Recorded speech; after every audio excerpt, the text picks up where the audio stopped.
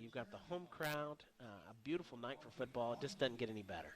No, it's a gorgeous night. They kicked it off last night with a bonfire here in the east end zone. Saw the kids were really fired up, even though we've not lost a game or not won a game so far this season. I was glad to see how they were fired up and looking forward to getting in and having a great game tonight. Well, you talked to Coach Morris, and we're going to have that interview in just a little bit, but just kind of give us an early synopsis of Coach's viewpoint heading into tonight's matchup, Mark. Well, it's been a learning curve all season long. He knows he's got to get rid of those penalties that really hampered us last week. That was a big emphasis. Other than that, I don't think he's changing a lot up. Just named the queen there. I didn't get to hear Judge who he said it was. Radio TV student Ellie Reed is your 2021 Hatchet Homecoming Queen. Congratulations to Ellie, as she has presented the tiara and crown from last year's queen, Melita Adradanoska, and also Trey Reed back here for to hand off the crown as well, the football, I should say. So congratulations to Ellie Reed, our 2021 Homecoming Queen tonight. Handing it off to Simon Parsons, who's escorting Ellie. Again, everybody looks beautiful out on the field as the Homecoming Queen ceremony just wrapped up, and your 2021 Hatchet Homecoming Queen this year will be Ellie Reed. Hatchet Band is on the field, and they're going to perform for the home crowd at halftime, and of course the national anthem here in just a little bit. Princeton Tigers are walking over to their bench, and a crowd just over to the other side of us in the red and white here. Not a huge crowd following Princeton. Hatchet fans are still filing in. Very few empty seats here. Homecoming's always a big draw for the home crowd, too. It definitely is, and both teams looking for their first conference win tonight, Dwayne.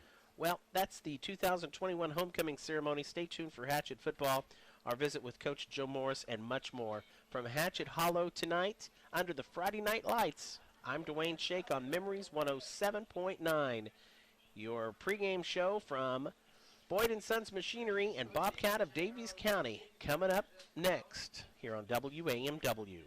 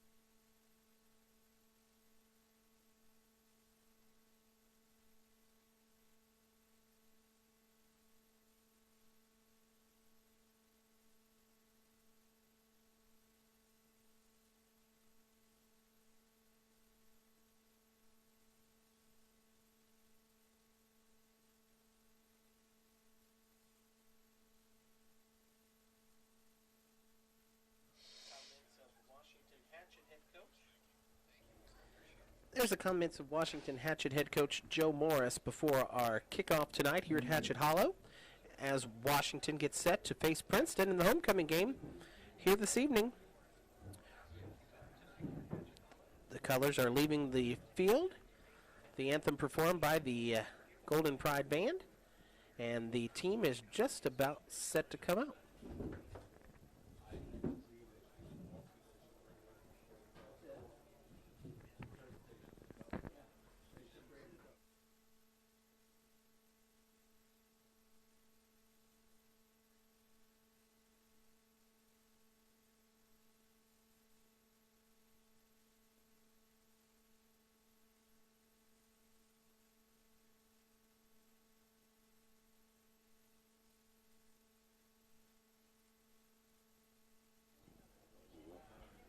Welcome back here to Hatchet Hollow as we work out the bugs here. Love the football Friday nights. It's just in a big metal block building. Sometimes things get difficult. Thank you for bearing with us as I think we've got the bugs worked out and we are ready to get things started here tonight. Our Hatchet pregame show brought to you by Bobcat of Davies County, Boyd & Sons Machinery. And time now for the Williams Brothers Prescription for Success, brought to you by Williams Brothers Healthcare Pharmacy, your hometown pharmacy experts. Mark, what's your keys to a Hatchet victory tonight? Have to have a lot cleaner game and get out to a really good start. As I talked about just briefly, we were marred by penalties last week, and they took away a lot of really big plays, so we've got to clean that up and just come out and play the best football that we possibly can. Easy enough, and cannot stress enough how important this victory is tonight. We just got to seal this one, really do, for a lot of reasons. You know, it's your homecoming crowd tonight, but it's you're midway through here. Mojo, morale, whatever you want to say, mental aspect of the game, just really need this one.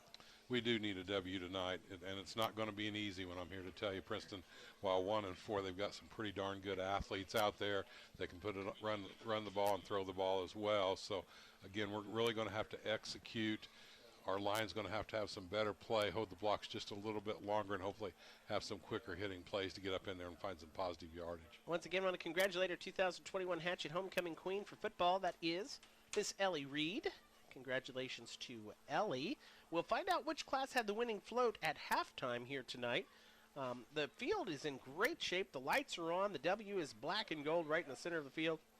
Princeton coming over to the sidelines, and Washington getting set to come out to the field in their annual traditional way. This is one of two home for the Hatchets. Next week it's Heritage Hills. At least it's here at home. I'm so glad that it's here at home. So am I, and that Hatchets, I'm not sure whether it's JV or junior high, had a big win over Heritage Hills at Heritage Hills this week. I want to say it was the JV, but both the junior high and JV having big wins this week. Hopefully get some excitement and some winning ways going here on the varsity field tonight. I want to thank some more sponsors. A&R Home Center is more than just a hardware store. Ace's Restaurant in the Washington Country Club, where they have a big show coming up Wednesday night. Ryan Niemiller, comedian from America's Got Talent, is back in Washington for not one but two big shows at Ace's. That's next Wednesday night. First show is a sellout. Second show at 9 p.m. Still got some tickets available for that one. You can go to Ace's Facebook page, or you can contact Daniel and the crew at Ace's Restaurant to get those tickets before they're gone. And back open for business, dine in and carry out at Ace's. Great food, and that show's great. I saw last time when Ryan was here. And he's funny. He's hilarious. Well He's worth the funny. ticket price for sure. Definitely. Bill Dobson Ford. Dobson deals a better deal. We mentioned Bobcat of Davies County. Bobcat of Davies County, Boyd & Sons Machinery, proud community sponsors. CPU Fix Up, Main Street, downtown Washington, the computer experts. Well, once again, we await Hatchets coming to the field. We're glad to be back home, two on the road. Two tough losses. We lost to North Davies and then fell to Pike Central in last week's outing. 24-12 was the final in last week, so the Hatchets are 0-4, but ready for a victory here tonight.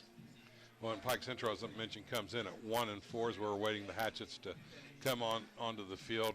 Their one win came against North Central. They won 42-20. They have scored in every game. They've been beat by Forest Park in a real close 13-2 lost in the opening game of the season. North Posey then beat them. Then Mount Vernon beat them pretty badly. Then came the win, and then last week at South Spencer they dropped it 40-12 last week. Well, we'll be back with more here from Hatchet Hollow right after this quick timeout. You're listening to Washington Hatchet Football under the Friday Night Lights on WAMW.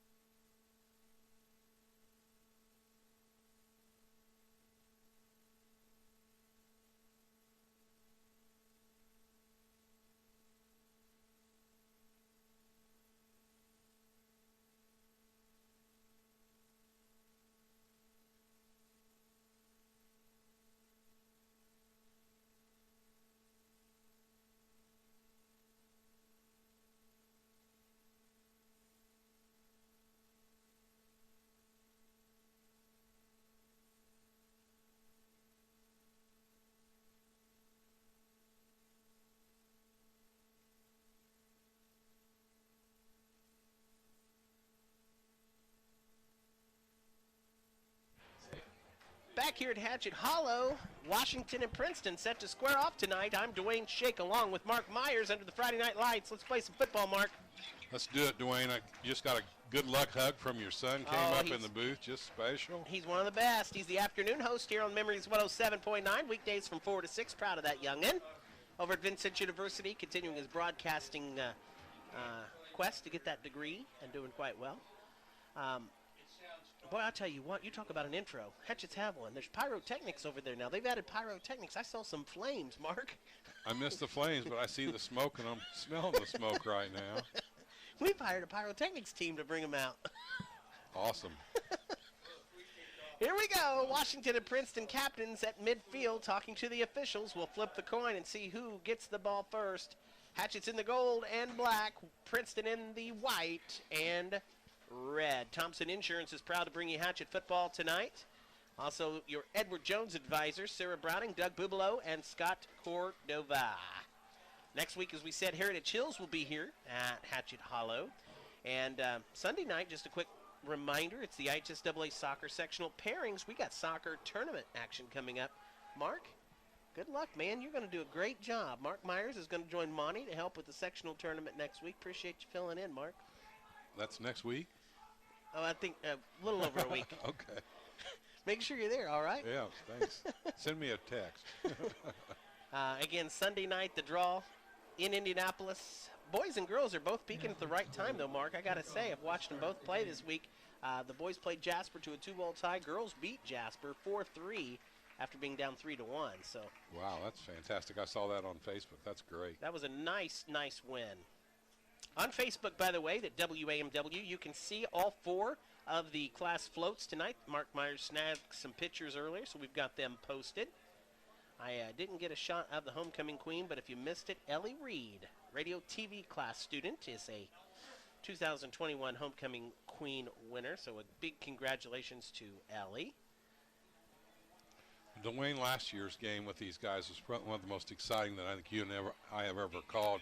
Came right down to the last few seconds. Princeton felt like they really had one get away from them. They started talking about it last year, and they're going to be really up for this game, so we're going to have to elevate our energy and match that. Well, Mark, we know what this team's capable of. They've got the pieces there. They're young, inexperienced in some key positions. You know, we keep talking about that, but, you know, we're into the fifth game of the season now.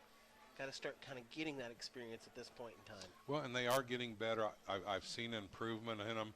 They don't give up. They play till the last minute, but that youth and inexperience has been a battle for us this year, but they are improving every week that we see them play. We did lose the kickoff. Princeton chose to get the ball, so Hatchets will start the ball in the second half, but we'll be kicking off to the Tigers tonight. Well, I tell you, we had a great tailgate party thanks to RTC Communications. RTC is your high-speed internet leader. If you're ready to cut the cord, visit RTC Communications for high-speed internet. And through the month of September, they've waived the standard installation fee. That's a $99.95 value. And they've upped their speeds, but at the same low price. RTC Communications, proud to be Washington's high-speed internet provider. All right, Hatchets kicking it off. As Mark mentioned, the ball is on the 40-yard line. Washington going left to right. The bell's ringing. Let's play some football. Washington and Princeton tonight. It's your Hatchet homecoming celebration here on WAMW FM Washington, the voice of the Hatchets. Nathan Strange, the soccer/football player, will be doing the kicking off. Approaches the ball, kicks a high end-over-end kick, brought in at about the 15th, hands it off to the other return man. And he's going to get it up to about the 29 as the Hatchets with some pretty good coverage. We had one man down there early, couldn't get a hand on him, but definitely slowed him down. Caleb Ice ended up with the ball, and it wasn't a handoff as much as the ball literally went through the hands of John Allen Malone, and Ice was just right there to pick it up. It bounced off the ground right into Ice's hands, and he did get some positive yardage, not much. Hatchet Special Teams did a nice job converging there, so here's Princeton's first attempt on offense. That was a lucky bounce right now for them. Kristen Schaefer is going to be quarterback. He's a sophomore and hands right up off the middle to start this drive off. First carry is going to be about a 5-yard gain as they were able to get into Hatchet, or some positive yards that time against the Hatchet D. Obviously, Caleb Ice is going to be one of their big players as he got the kickoff return and he got the handoff there for a positive 5 yards, second 5 on the 33 in Princeton territory. The Ice Boys are twin. We've got Caden and Caleb Ice, both juniors for this Tiger team. Handoff goes to the outside, going left to right. Nice hit there. We got a hit and wrap, guys. Pull him down. Fighting for yardage. He was hit by a couple. Hatchets didn't want to go down and made a nice That was Caden Ice this time, the other twin. And, yeah, he got good positive yardage. He should have been stopped well back where he was. So now it's a 3rd and 2. So, give him 4 yards on that carry. And he was hit early. Dwayne thought he was going to get taken down, but kept those knees moving and was able to pick up positive yardage. Big 3rd down conversion attempt right here. They're going to say 3rd and 1 on the scoreboard. Quarterback's going to keep it on the quarterback keeper. Tries to get on the outside, finds the room, and does get enough for the first down. He's out beyond the 40 at the 43. Kristen Schaefer is the quarterback for the Tigers. 6'1", 155 pounds, just a sophomore. Showed some good poise there. Tucked the ball and got the first down. I've seen several sophomore quarterbacks this season with different teams. We've got Connor Willie as a sophomore. I think last week we had it going against a sophomore. Brady Allen was not a sophomore. No. Schaefer stays in the shotgun. He's going to do the pitch out to Ice on the right side, and that time a nice good job ankle bite play by Ole Krager with the stop, first man on the scene. So nice stop. That's what we need, Dwayne. They lost a yard. Shout out to the Washington High School class of 1986 here tonight. Cameron Cook. I get those guys mixed up all the time. Cameron Cook. So class of what, I'm sorry? Class of 86 here tonight, celebrating homecoming with the team. So loss of 1 with a nice play by Cook. Shotgun again for Schaefer. He's going to hand off on the play, going up the middle. Now, they broke out, makes a nice cut. That's number 2. That's one of the Ice Boys able to get into Hatchet territory. Little counter play right over the middle, and he found a lot of running room there, Dwayne. Well, as you mentioned, they're twins. They're listed at 5'6", 145. They're not big boys, but they're quick. That's Caleb Ice. He's number 2. Caden Ice is number 1. When Princeton getting the plays called in, they're not huddling up, Dwayne. They're going to try to wear this Hatchet team out, keep them back on their heels. Hatchets are staying with that 4-man front with the 3 linebackers behind. Schaefer in the shotgun again, hands off to Ice again this time. Good hit stop. nicely, nice stop Good by stop. Wilkinson Eldias, able to get through there and make a play. Cameron Cook also involved in that. That was a great play by Wilk. Good job, man. Wilk's been a hard worker, I'll tell you. He wants to learn. He's another one of these inexperienced guys, but he sure has come a long way this season. So a second and a loss of 1, so 2nd and 11 now. Back on the Hatchet 35. Got some shifting around going on the defensive line as Schaefer, again, no huddle. Looks to pass, tries to find a guy across the middle.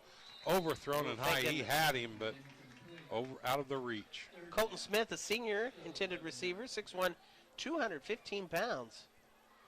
215-pound receiver back there. Good size. He reached up, tried to pull it in. No chance, though, as Schaefer threw it out of his outstretched arms. 3rd and 11 on the 35. 9:01 to go first quarter. He wanted to hit him sooner, but he wasn't open. But he did get open after just a little bit. Here's Schaefer with the ice to the left of him. Oh, one of the Hatchets jumped and came through.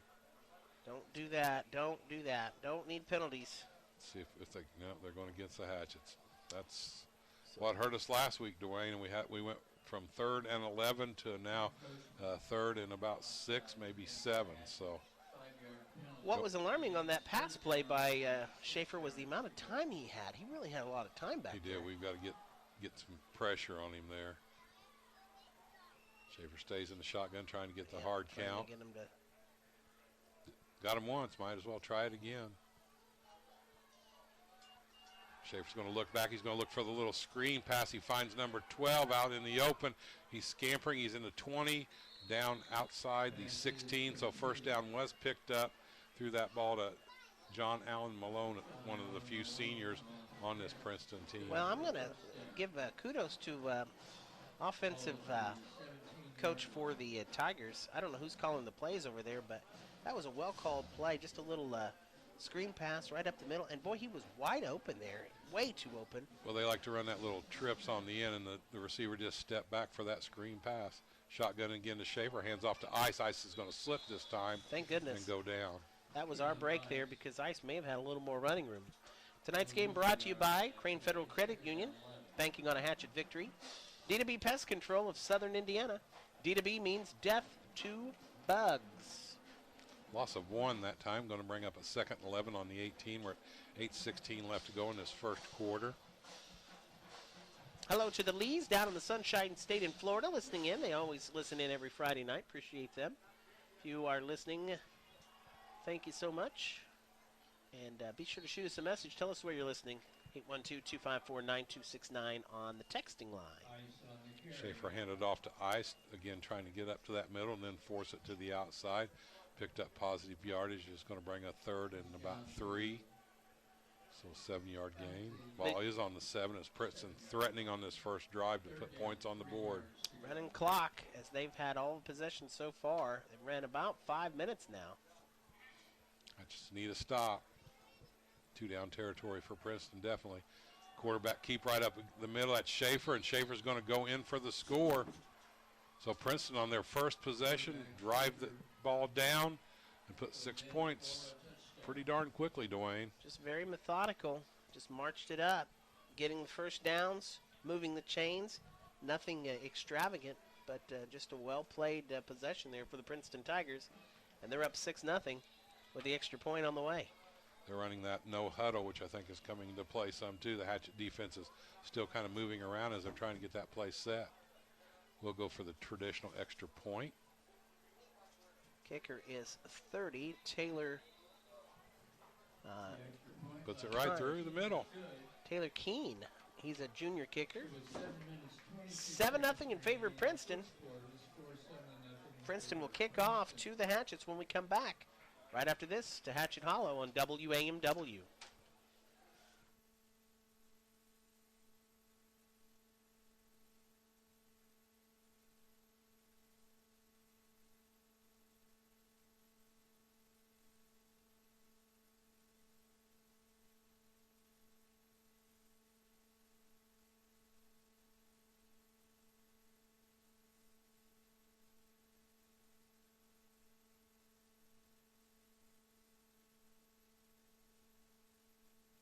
It's been a spirited week at the school with Spirit Days each and every day. And I really give a shout out to the Student Council of Washington High School.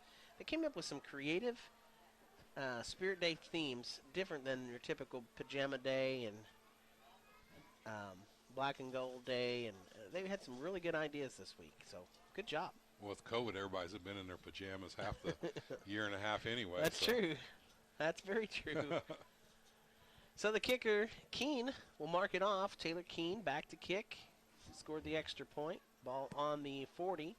And we'll see Washington on offense for the first time tonight. Let's see if the Hatchets can counter Princeton leads 7-0 here in the opening quarter with 7:22 to play on the A&R Home Center scoreboard. Looks like freshman Rylan Memring is going to be back to return that. We got Wilkinson Diaz to his left and can't quite pick out the number on the right.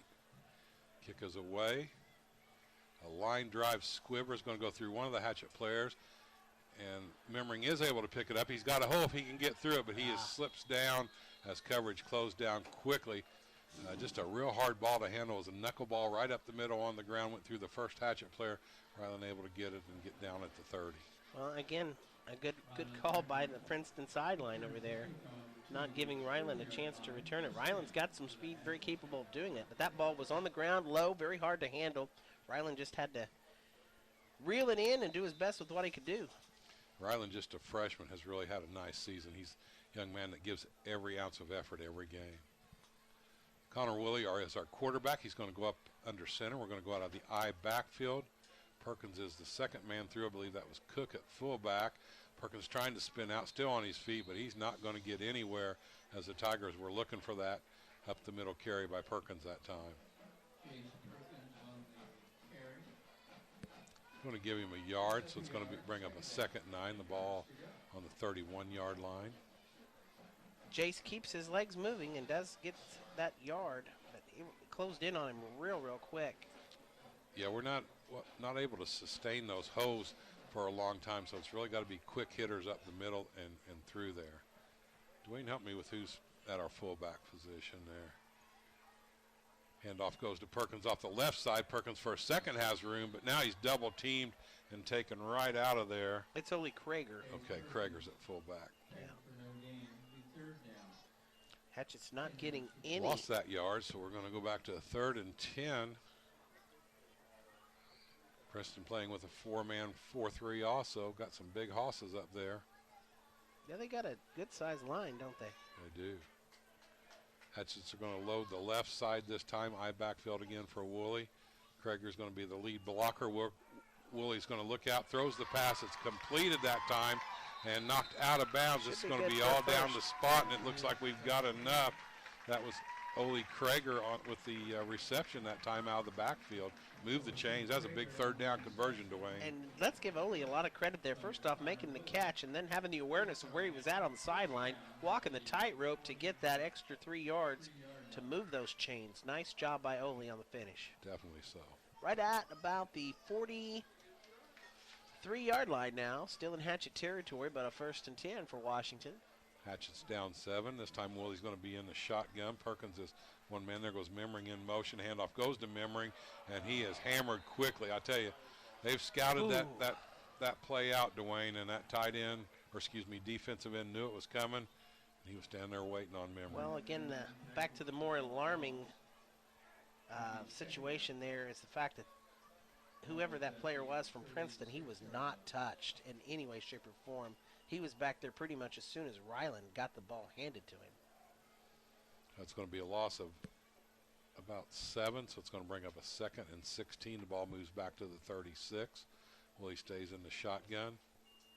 He's going to look for the quick pass out to Memring. Catches, he's at the 40, and then taken down quickly at the 42. So got a little bit of that back, but just about to the original line of scrimmage, Dwayne.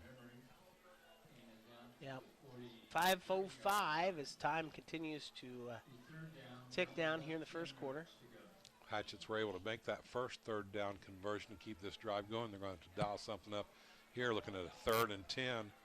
Just about have to go to the air. 2 receivers on each side, one in the slot on each side. Woolley with only Perkins in the backfield. Here comes the rush. Woolley's trying to find a man. He's got a man wide open. It's Memring.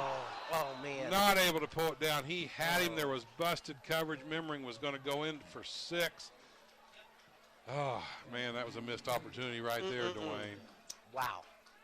Got to run all the way through that pattern. I don't think Memring thought he was maybe going to have to come back as Woolley was pressured in the pocket. But Woolley found him at the last minute and just overthrown by about 2 feet. Boy, we could have used that one, Dwayne.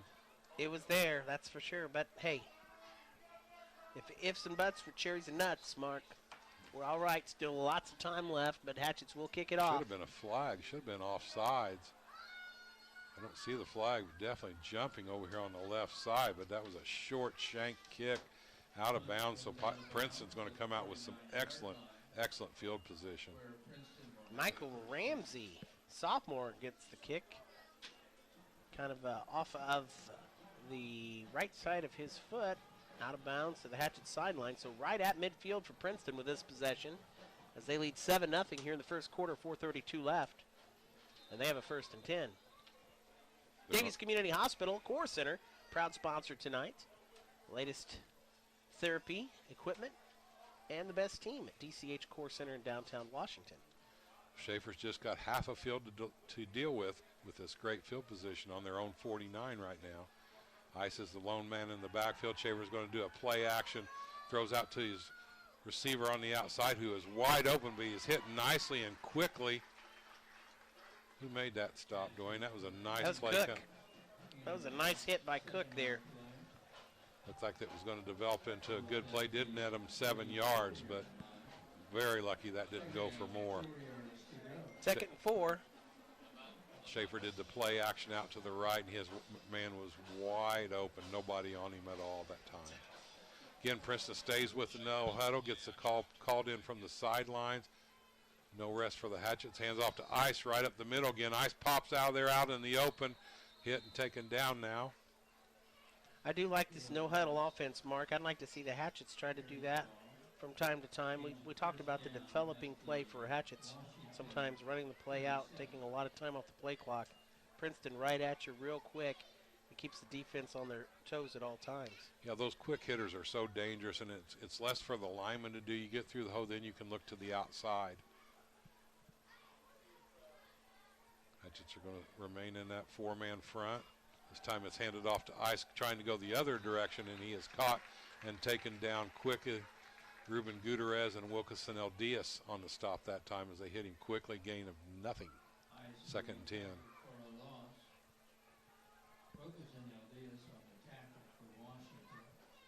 Wilkinson had 11 tackles last week in the loss in Pike Central. He was involved quite a bit.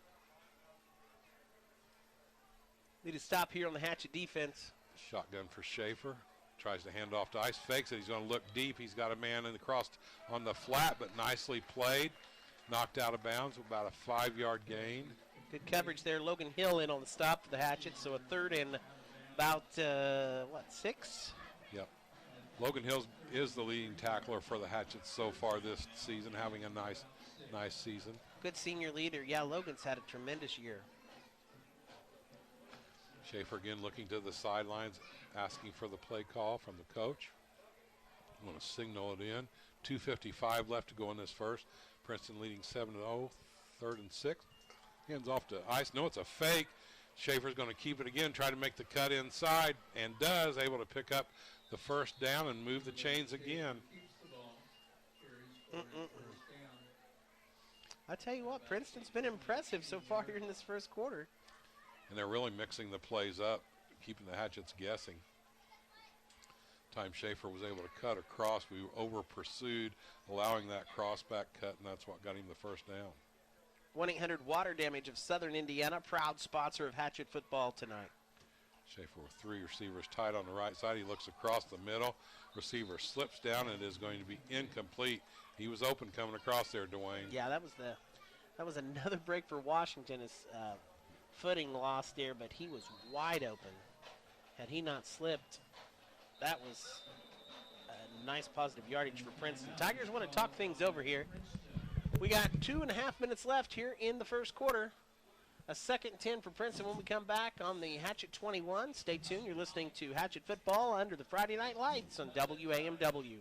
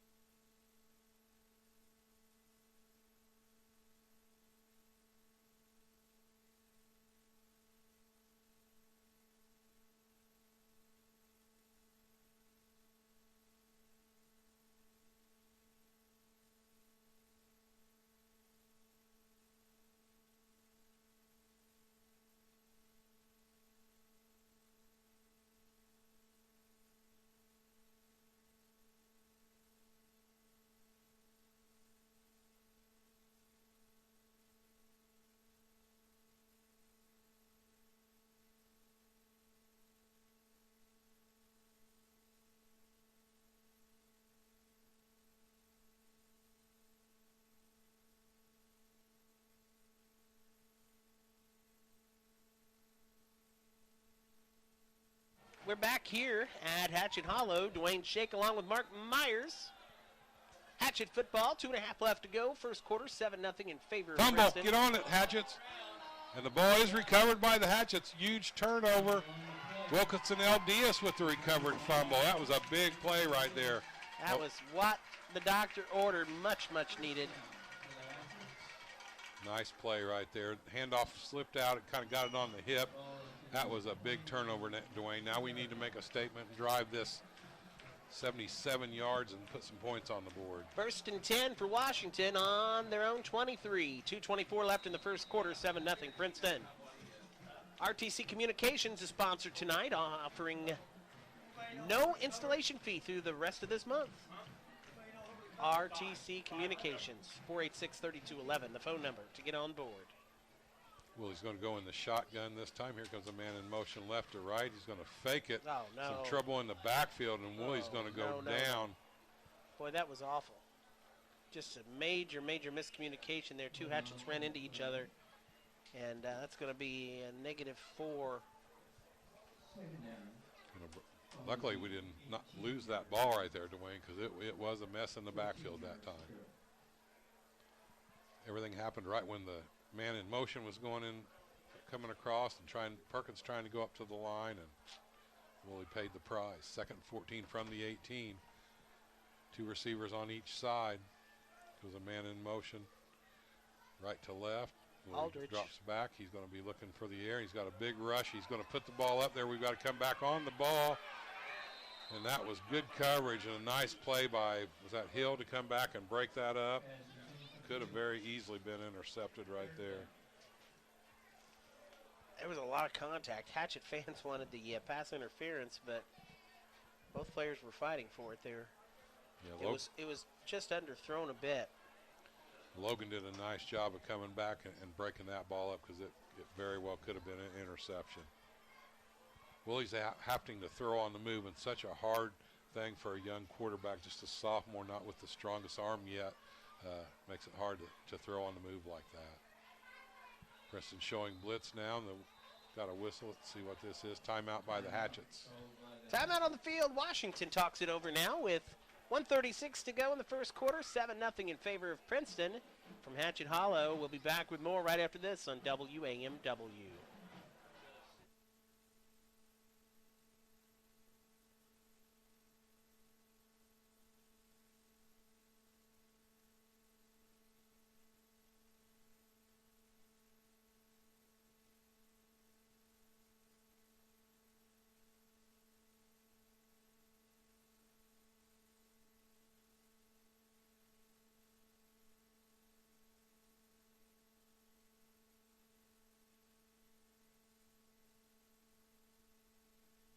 Welcome back here to Hatchet Hollow. Dwayne Shake with Mark Myers.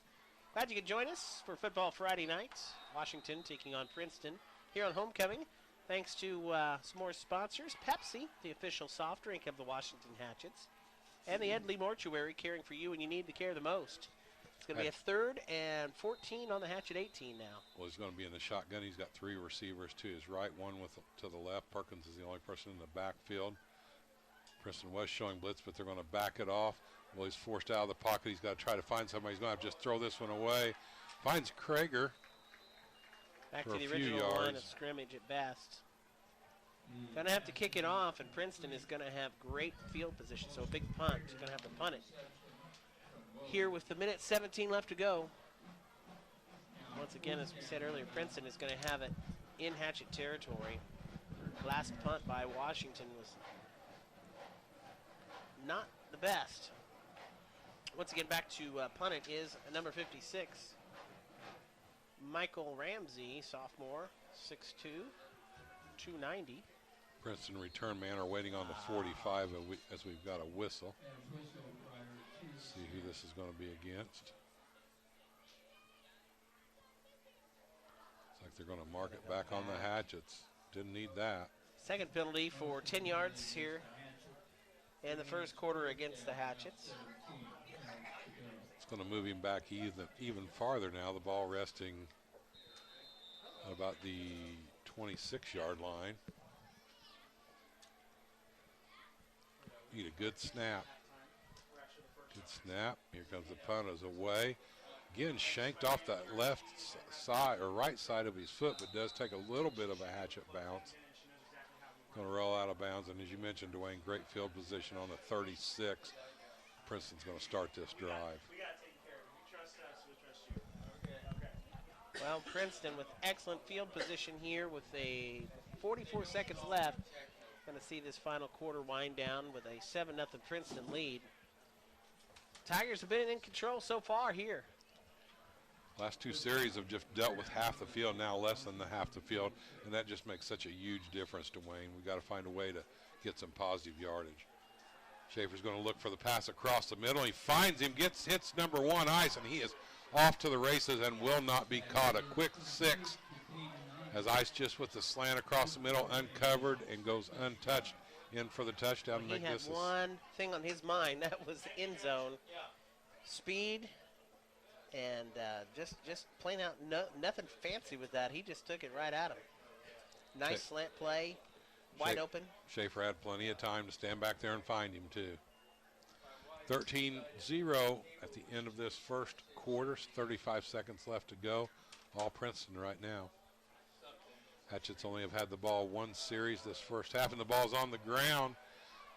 The holder picks it up, so that's going to be no good on the first downs. They were trying to go for a conventional kick. Snap not good, so that's going to put the score 13-0 Princeton. Let's get something going here. Got to dial up some offense somehow. A nice return would be a good way to start.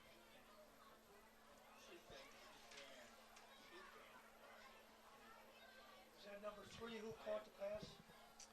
You're listening to Washington Hatchet Football on WAMWFM Washington and online at WAMWAMFM.com.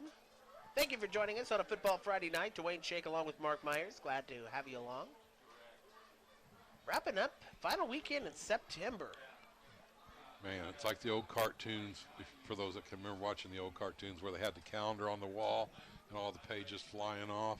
Good analogy. The older I get, the more I feel that. It happens, doesn't it? We Sure had a does. huge car fest last weekend here in Washington. Before that, a turkey trot and an antique show, and now we've got a football homecoming. Tomorrow night we got a big concert, Washington High School Auditorium, Prince Tribute Band. Looking forward to that. That's going to be a good show. You can get your tickets at the door tomorrow night. 6:30, doors open, and the show starts at 7:30. If you love the music of Prince, you'll want to be there. Enter gate 4 and 5 on the east side of the building tomorrow night. Coming up, last one was a low line drive. This one a high end over end. It's brought in. Hatchet picks it up. I think it was Wilkinson. I think it was. Had a little trouble getting control of it, but does pick it up and goes for some positive yardage. Hatchet's going to take over at their own 35. Wilkinson El Diaz did reel it in. It was a squibber, and it bounced off his chest there, but he was able to get back on it. And Hatchets maintain possession, 1st and 10 now. 30 seconds left of this first quarter. On their own 36. Washington yet to be in Princeton territory in this first period. Let's get a little something going, boys. Need some offense. Tonight's game brought to you by Memmering Farms and Memmering Ag Services, proud supporters of the Washington Hatchets. Hatchet's having some trouble getting everybody on the field here. Make the adjustment, 4 seconds on the play clock. They do get it out. Willie's going to look to the air. It's going to be flushed out of the pocket. He's got some room, but there's a flag. No matter what happens here, that one's coming back for a hold, Dwayne. Yeah, there was no doubt about that. The back official saw it right in front of him. Yeah, that play just didn't look good from the start. Had trouble getting the personnel in and not really got them set, and went from bad to worse with the penalty. That's a third penalty. Is that 5 or 10? 5. So that's 15 yards? No, excuse me, that will be a 10-yarder with the hold. Oh, 25 yards, Mike tells me. So yeah. 3 penalties, 25 yards. And field position, Dwayne, we just keep talking about field position. We started at, what was it, I think 29, 26. No, actually, on the 34 is where that one started, and now the ball's sitting on the 25 as the game clock first quarter ticking away. Hatchets do not need to run a play if they don't want to on this one. I think that's what they're going to do. they're going to just take this into the second quarter and hopefully get something figured out and get some points going. Let's regroup here. It is 13-0 in favor of Princeton. We've played one quarter of action here at Hatchet Hollow on Homecoming 2021. Back with more second quarter action after this on WAMW.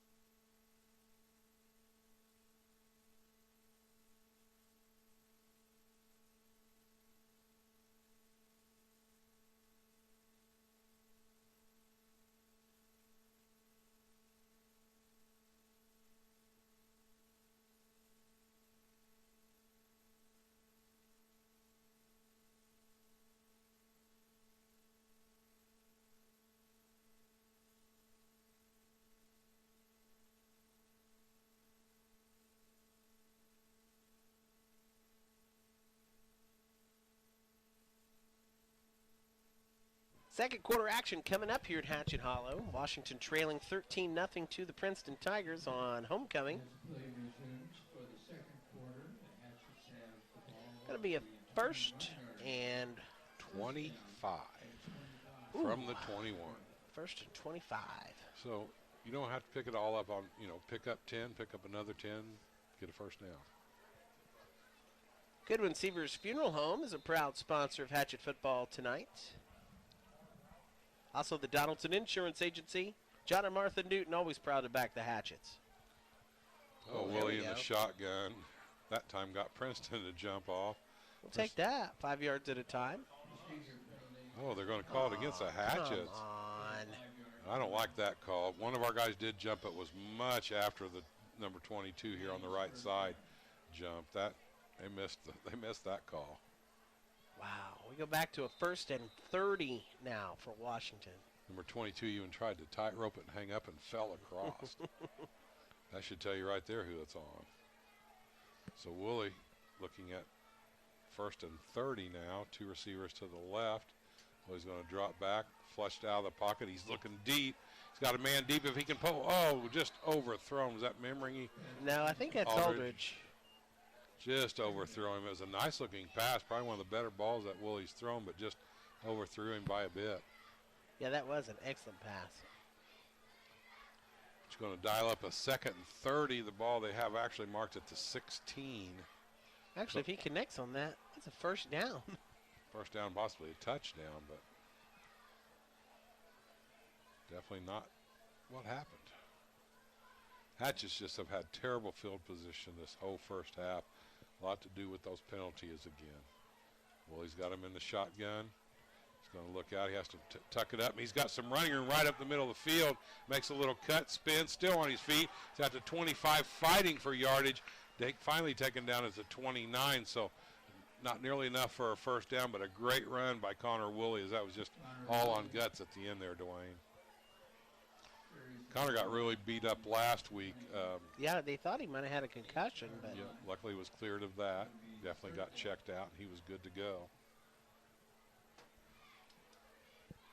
So he picked up 9, so it's going to bring up a third and 21. The ball moved out to the 28, so some better field position, but Hatchets really need to try to pick up a first here.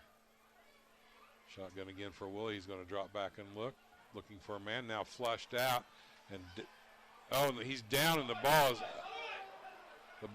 up. The returner or the fumble recovery was picked up by Princeton.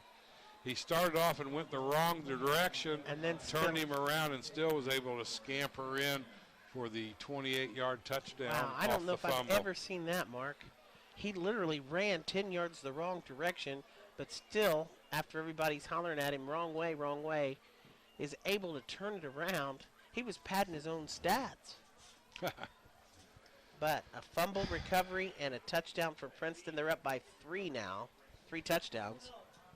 19-0, and the extra points coming up.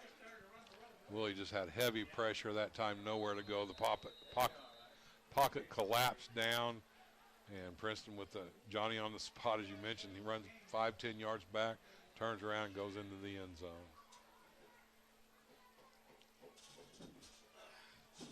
Princeton again going for the traditional extra point with the kick. Kick is up, and it's good. Makes it 20-0 early in the second quarter. All Princeton here in the first half as they lead 20-0 on the A&R Home Center scoreboard. We'll take another timeout and be back with more right after this from Hatchet Hollow on Memories 107.9.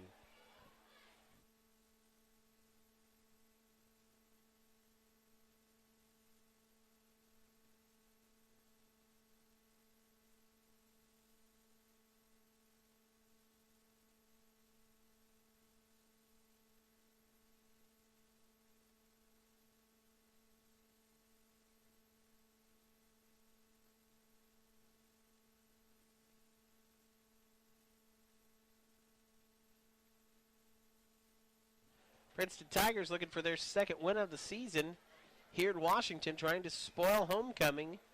And they're succeeding right now with 10:53 to go in the first half. Princeton 20, Washington nothing on the A&R Home Center scoreboard. And the Hatchets have yet to enter Princeton territory. They've had terrible field position after penalties that have put us back and just being forced to go for it on these, first and 20, second and 25, going out of our element where we're forced to have to throw the ball down the field. And Princeton's game plan just nicely designed tonight to keep us out of their field position. Hello to Neil Newton listening in tonight. Neil's a character. There's a kickoff. Carried it at memory. He's at 20, 25, 30. Finds some running room. 35, 40, still on his feet. Cuts up the middle. 40, 50. Makes another nice one. Oh, no, and the ball pops out. He fumbled it. Oh, he got hit from behind after a great kickoff return. Saw daylight. Ball was knocked loose. Oh, we recovered it. Did we? No, it's Princeton. No, they did come up with it. Wait, what's going on here? There's a penalty. Oh, penalty back. Oh, boy.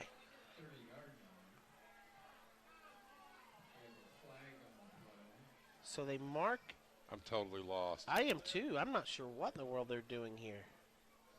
So the Memmering lost the ball. Maybe it's staying with the Hatchets. Man, do we ever need some speakers on that? Have no idea. Nice return by Memmering. Thank goodness we got the ball back. I need some explanation on that one, boy. I don't know. But Hatchets have the ball. We're on the our own 45. Yeah, good. High backfield. Good hustle there by Memmering. There's the handoff. Perkins finds a nice job. He's Perkins still on his feet. Pushes another straight arm, still driving forward. Man, he's got a powerful straight arm. And I tell you, Dwayne, that kid's good. That hole, that's a perfect example of what we need to do. The hole was open for just like 2 seconds. I didn't think he was going to get through it. He made it through it, and look what happens. Chains get moved. I'm going to go back to your straight arm you mentioned. He just completely pushed that guy out of his way. Perkins is he's a ball of steel, man. He is a brick wall, and he's hard to bring down. We've said that time and time again. He sure is. It's one of the bright spots on the Hatchet offense if we can get him the ball. But I'll tell you, opponents really key in on him, and he's not been able to find a lot of holes. Well, there was good penetration actually by the defensive line, but they over-penetrated, and that's how he got outside as well. Handoff this time goes to Ole Krager. Krager's going to go forward for about 4. Under 10 to play first half, 20-0 right now in favor of Princeton, but the Hatchets are marching forward. Finally in Princeton territory, which I like to see.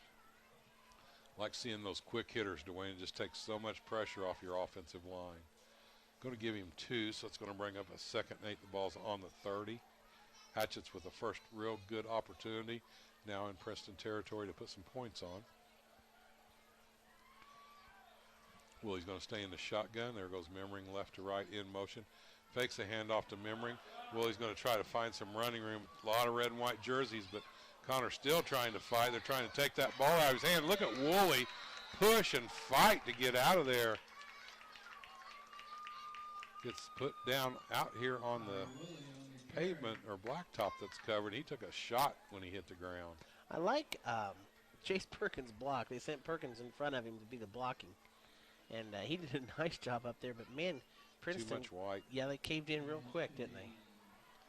There's a lot of fighting for 1 yard, but hats off to Connor Woolley for that fight. I thought he was going down a couple different times.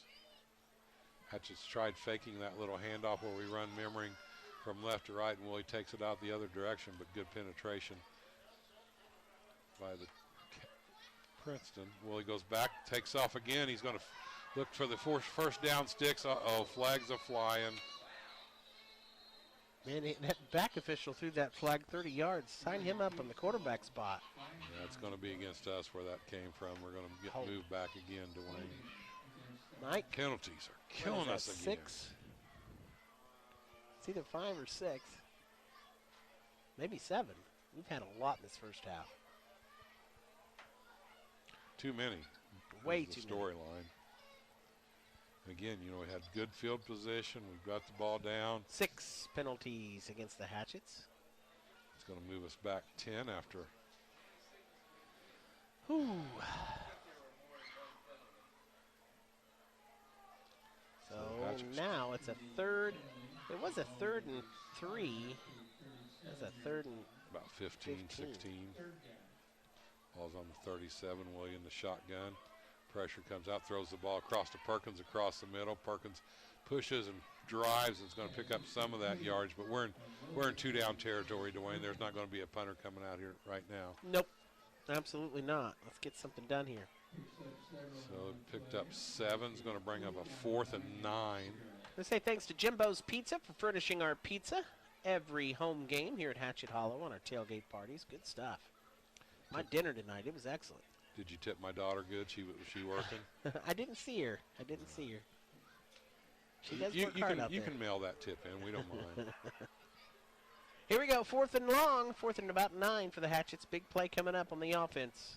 Well, he's in the shotgun. Perkins is the one man staying back to help block. Willie opens it up. He's putting it deep into the end zone. Let's see if the Hatchets can bring it down. And it was caught. What a catch. Logan Hill. What a catch. He and Memmering both there. I couldn't tell. They were well covered. That's a fantastic catch right there by Logan Hill to get Hatchets' first points of the game. Well, it was a scrum of players, 4 of them. Logan Hill is the one that comes up with it and emerges from the pile with the ball up, and now a score for Washington. Much, much needed for the Hatchets. Boy, that was an excellent catch and a nice throw by Woolley. I mean, he put it right where it needed to be. Hill wanted it more, and he came down with it. So Hatchets with much needed points in this first half to make this a 60-20 game. 8:13 left to go in the second. Hatchets are going to go for the conventional 1-point conversion. Nate Strange will kick it. Their play clock's ticking down. Snap is up and high. Forced to come out and try to. There's a flag. It's going to be, I'm going to guess, it's against the Hatchets. I don't think they were in position. Yep. They'll decline it. It'll be the kickoff. 8:13 to go, first half. 20-6 in favor of Princeton. The Hatchets get on the board. We'll take a quick timeout and come back with more from Hatchet Hollow right after this on WAMW.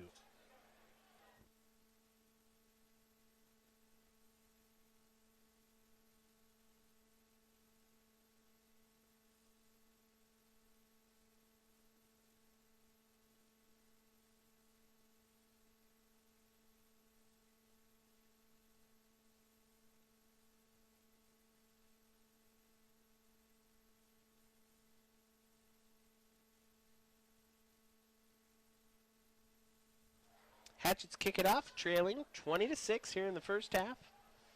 8:13 to go. During the halftime, we will have the Commissioner's Corner with IHSAA Commissioner Paul Knighty. We'll also see the class floats on the track and find out who wins this year's honors of having the best float. Some pretty good ones. I watched them cruise around the field before the game started. I got here early tonight to try to help you get some equipment set up, so I got to watch a lot of those festivities. Let's get a good deep kick here. Even a turnover would be even better. Nate Strange will kick it. And it is a deep, long ball brought in at the 10-yard line by Princeton. He's at the 20, 25, trying to go right up the gut, hits his own man, and then runs into one of the Hatchet players. His own man slowed him down, which opened it up for Parker Murphy to get in there on the stop. John Allen Malone, the senior, with the return for the Tigers. Parker Murphy, another one of those underclassmen getting some play in time. Coaches spoke about him in our Saturday breakfast meetings. Looks for big things to come from that youngster. A lot of young players developing on this year's team. Schaefer's going to reset his offense. Again, no huddle whatsoever. He's got 3 receivers to the left, 1 to the right, 1 man in the backfield. That's ice. Schaefer's going to do the sprint out and try to find a man deep, and he's got him. See if that's an incomplete pass, and good thing it was because we had nobody back there covering Dwayne. They caught us off guard with the first down pass play, I think, there, Mark. Well, they suckered us in thinking that that Schaefer was going to keep it on the quarterback keep. Drew up our back guys, safeties, and cornerbacks, and had 2 guys wide open. We've got to be careful of that. They'll come back to that one. Bill Dobson Ford, proud sponsor tonight. A Dobson deal is a better deal. See the team at Bill Dobson Ford in downtown Washington. 2nd and 10 now from the 33. Schaefer stays in the shotgun. Puts a real tight. Schaefer tries a little fake play to get a quarterback keep out at the left. Look at that is Tanner Blevins coming up with this sack. Good job, Tanner. Nice read that Way time. to play. He had a Tanner's good game got last some week. spark. I like the way this kid's emerging, and he's football-minded. He's very capable of making plays like that. So they lost about 4 on that. It's going to bring up a 3rd and 13. Nice defensive stand so far by the Hatchets. Keep it going. Schaefer's there's a hold right there. Yeah, they got it. This one's coming back. Everybody in the stand saw it. Everybody saw it. Yeah. Man, makes it a lot easier when you can hold. But if I recall, Michael, double-check this. Is that the first penalty against Princeton? I don't remember. Yep, first penalty against the Tigers in the first half. So they've played a clean game so far. Well, there was no missing that one right there. And Schaefer has no help there if he doesn't hold. It would have been a sack. Yeah. So 7:20 to go, and Princeton going back the wrong way now. Hatchet defense stepping up after getting that score. It's going to be a 3rd and forever for the Tigers. 3rd and 27 as the ball goes back to the 15, 7:20 left in this 2nd quarter. A real opportunity for the Hatchets if they can hold them away from that first down and force the punting situation. 2 receivers split wide to the left. Schaefer's going to keep it and roll out. He throws across the flat. He's found his man. He catches it, and he's out and around the corner, and he is gone, Dwayne. That's a score. Princeton with a 85-yard reception and touchdown. And that one is going to the big man, 215-pound receiver, number 28, Colton Smith, senior. He walked the tightrope, ran that far line, and nobody stopped him. He was open in the flat, able to get it and take off out in the flat, got some good blocks. Break. I mean, you got them pinned way back deep in their own territory, and an 85-yard touchdown. Our defensive backs cannot pull up like that, Dwayne. It hurt us last week at the end of the first half. They pulled up trying to go for an interception. That time they pull up, there's nobody back as a safety valve. And as a result, a 85-yard touchdown run. 26-6 extra point for the Tigers is up and good. 27-6 in favor of Princeton. 6:52 to go, first half here at Hatchet Hollow. We'll be back with more right after this on WAMW.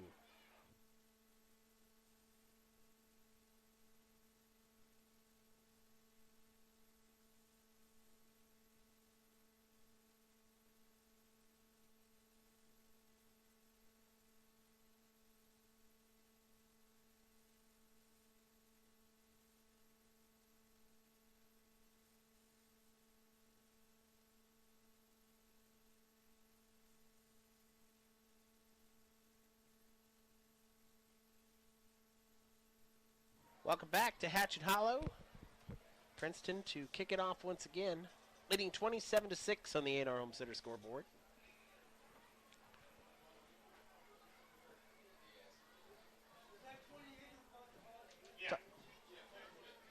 Tigers kicker has had a lot of action tonight, and he's got a nice boot on him.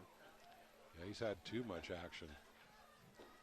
That touchdown just, man, it hurt our momentum. We had a little momentum, had an excellent chance to be playing with half a field for a change and give up the long 85-yard touchdown pass.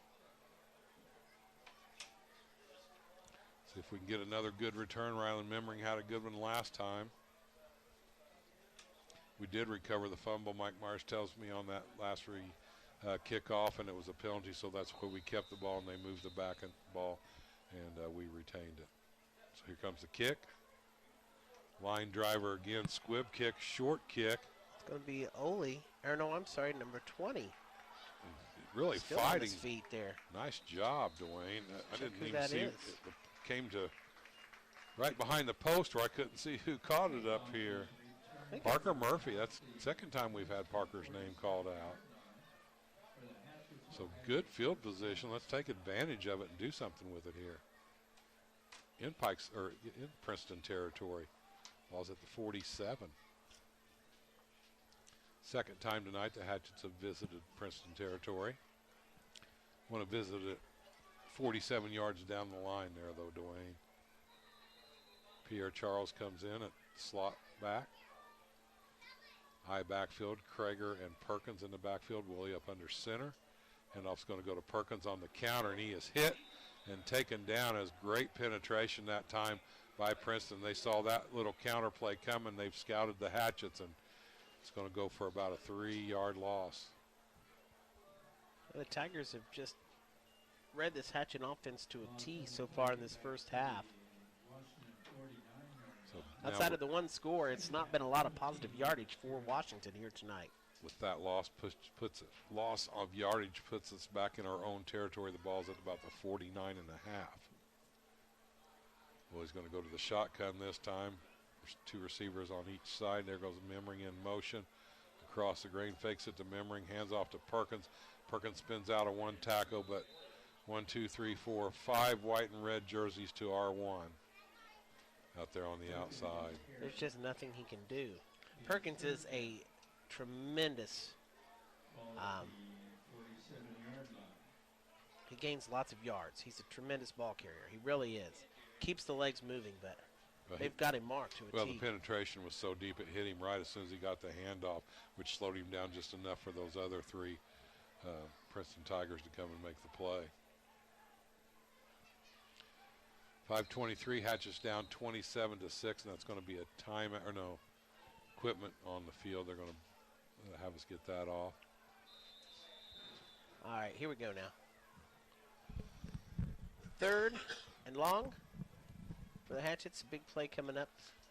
Willie out of the shotgun. He drops back. He puts it up.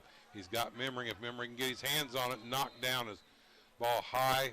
And Good coverage. Make sure Willie's okay. He gets up. He's holding that right arm, though, Dwayne. He really got sandwiched there in the back. We've got a Princeton player down on the other end here. It was good coverage there by the Tigers. So Hatchets are going to be forced into a punting situation. Started this drive in Princeton territory, but now we're on our own 47, facing a 4th and 15. Don't be surprised if Princeton doesn't try to go for this, try to get a block here. What are we waiting on, Dwayne? I'm not sure.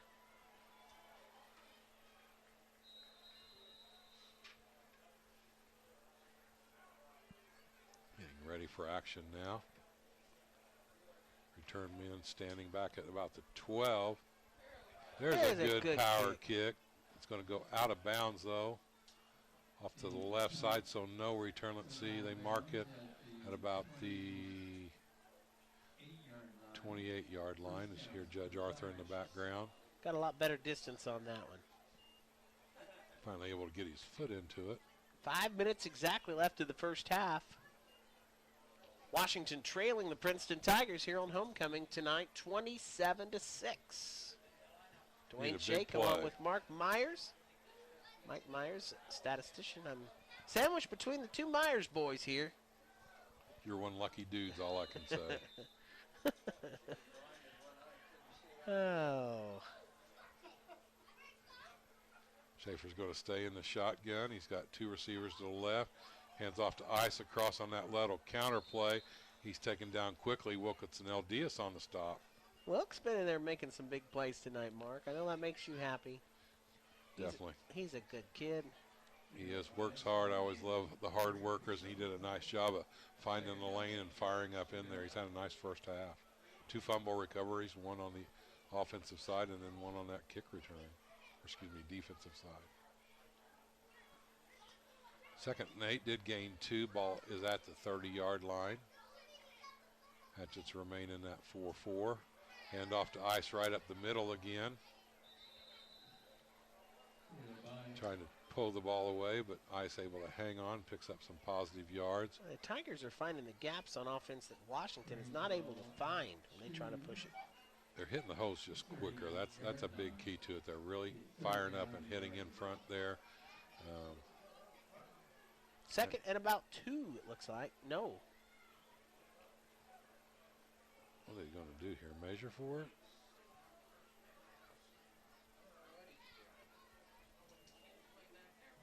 Yep, they are. I don't think we've seen one of those yet this year, Mark. Can't remember. It might have had one at North Davies, but you weren't there. It's like to me they've got enough. That's the sound of a man And they did have enough. working on the chain gang. Also want to give a shout out for officials for our youth league. We're coming up with them, but it's a struggle every week. I talked to Chris Durr, or talked to someone that talked to him. He came out of retirement and really enjoyed himself refereeing those young guys. And I'm here to tell you we've got some really, really good youth teams going on right now. Yeah, both the Hatchet teams as well as the opposing teams. There's some good competition in that lower There level. really is. Yep. 1st and 10 for Princeton now. 4:18 to go, first half. It's been all Princeton leading this one 27-6. Schaefer hands off to this time number 11 as he hit the backfield by Oh, there's a slobber Krieger. knocker, Mark. I'm going to give that one a slobber knocker. Did you see that second hit come in there? No, did you get the number who made it? It was Krieger. No, Krieger missed on that first hit. The second hit, or maybe that was Cook missed on the first Oh, it one. was Krieger that And came Krieger through did with the make slobber that. knocker, yes. Yeah, that was a nice hit. I don't know why I mixed those two guys up, but I sure do. Cook slowed him down, hit him first, and then Krieger able to get in the back and finish him off. So a loss of 4, 2nd and 14, ball on the 34. 3:34 to left to go in the second. Schaefer's going to look across the middle. This time they're covered. Ruben Gutierrez giving chase. Now Pierre Charles giving chase, and they're going to knock him out of bounds. Might have picked up 6 yards to get just past the line of scrimmage, but nice coverage, and really nice coverage that time by the defensive back. They were trying to find that big receiver across the middle. Didn't get the number of the Hatchet that had him covered, but he had him covered very well. 3:23 left, first half now. And I'm looking out to our left, and there is just not an empty seat. The Hatchet faithful have been here week after week in these home games, and it's great to see. Definitely behind this up-and-coming program. Homecoming 2021 tonight on a beautiful night for football under the Friday night lights. 3rd and 11 this time for Princeton on their 37. Looks like Princeton's going to call a timeout and talk about this 3rd down attempt. Timeout on the field. Tonight's game brought to you by Myers LP Gas. Steve and Clara Myers, proud supporters of the Hatchets. We will take a timeout and come back with more with 3:23 left in the first half. Princeton 27, Washington 6. Stay tuned. You're listening to Hatchet Football on WAMW.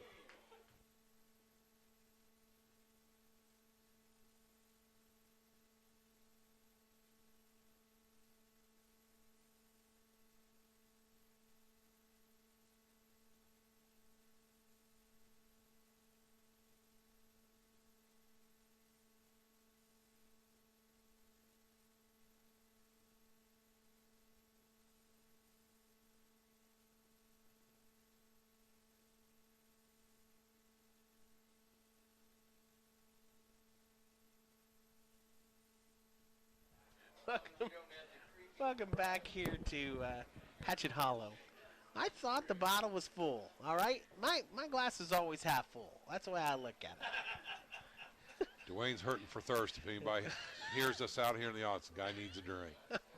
Spitting Water. fire up here. Spitting fire. I passed out all kinds of bottles of water. Pizza down there. Forgot to get one for myself. Princeton breaks the huddle, going for this big third down conversion. Uh-oh. Let's Schaefer's go, going to B. look down. He's trying to find a man open. He's going deep. This one's going to be Oh, come on. No, sir. What a cheap Sir, you call. don't call that. Holy smokes. You don't call that. Not going to be enough for the first down after the penalty, but that was a bad call. Ball was not catchable. It was over his head. That's a prime example of an official looking to throw a flag when there was not a play There's no there. reason for it. You heard the groans from the Hatchet sidelines and crowd here. That was a very poor call. There's no rhyme or reason for that. We can check it off. He got his call in for the game. It is Oh, going no, to it be is going to be a first down. Oh, yeah, it's They're a giving killer. him 15.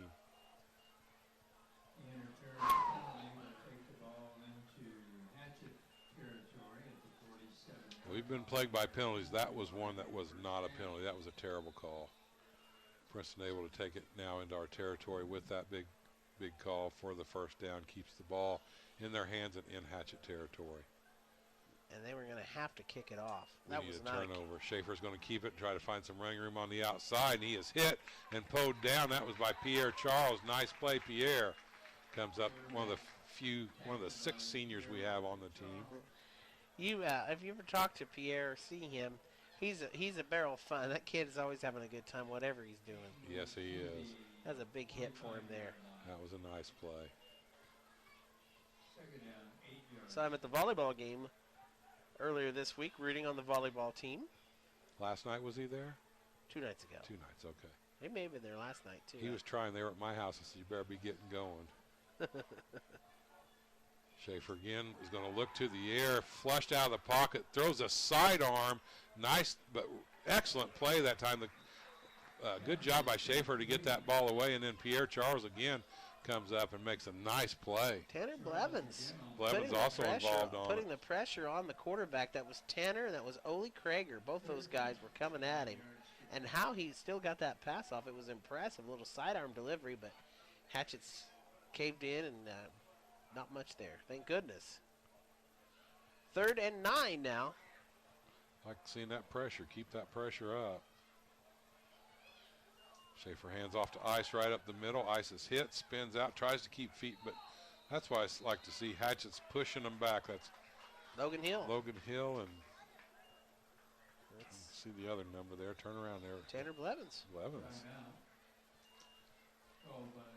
Tanner getting in on a lot of action tonight. 1:43 to go. Timeout on the field. 27-6 Princeton. We'll take a quick timeout and come back with more right after this from Hatchet Hollow on WAMW.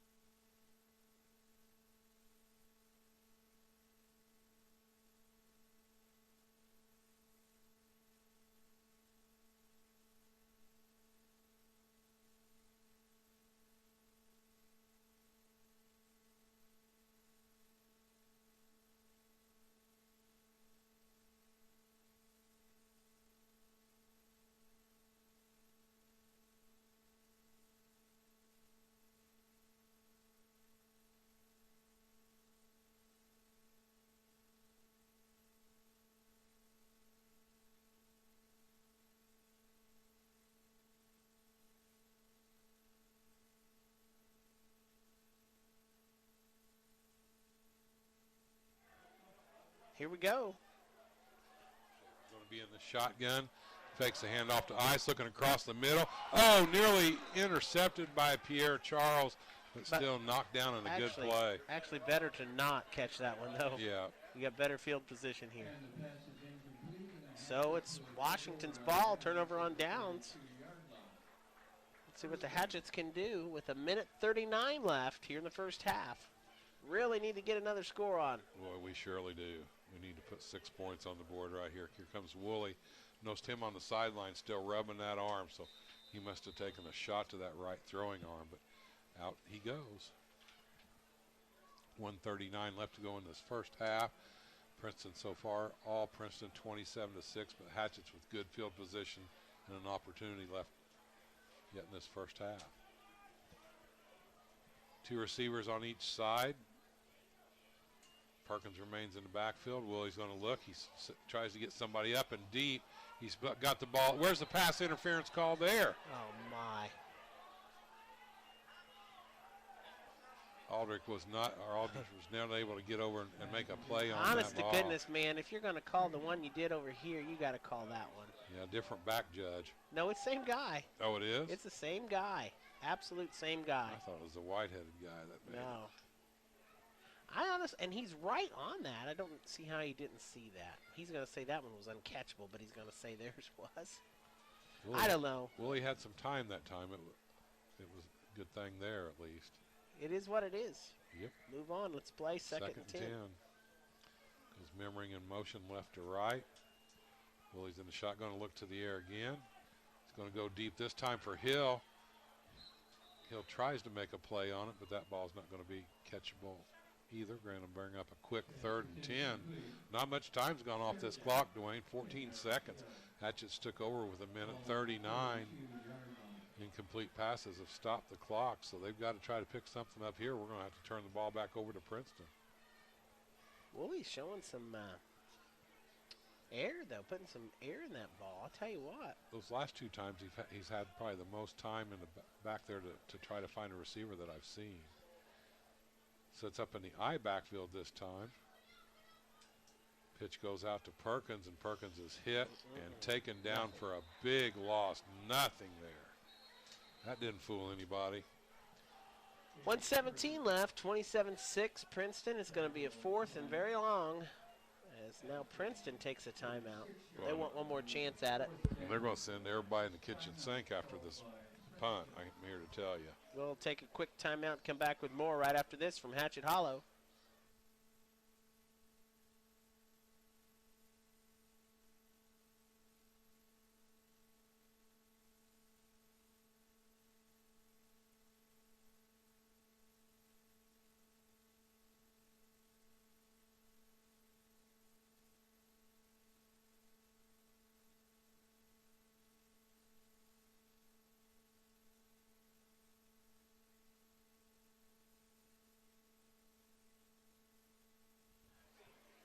All right, final minute of the first half. 4th and very long for the Hatchets. They're going to be forced to punt. Going to have superb protection right here because, like I say, I can guarantee you Chargers are going to go after it. On the flip side, you have to be, if we don't get it blocked and we get the punt away, we hopefully kick it out of bounds because they got 2 guys waiting to return this. And they're giving Ramsey a lot of credit here. They're not going to go after it. Here's a good boot, high end over end. Takes a a Princeton bounce, but not much of one. Memory's going to down it. So with 1:09, Princeton with the opportunity to try to put some more points on the board. Already leading this one 27-6.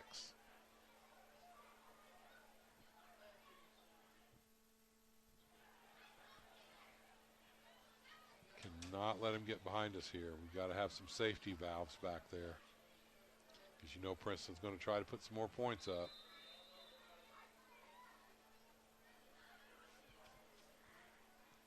Schaefer sits his offense, 2 receivers on each side, ice in the backfield.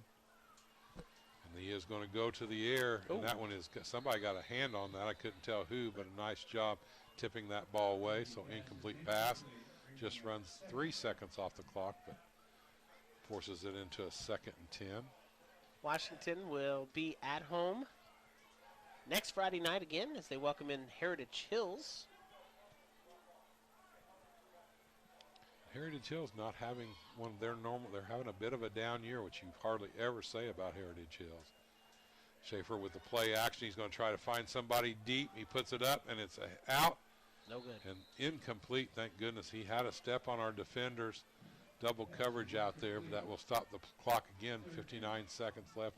Going to bring up a 3rd and 10. Pretty good coverage that time, though, Dwayne. 27-6 in favor of Princeton. Just under a minute to go in the first half. It's homecoming tonight.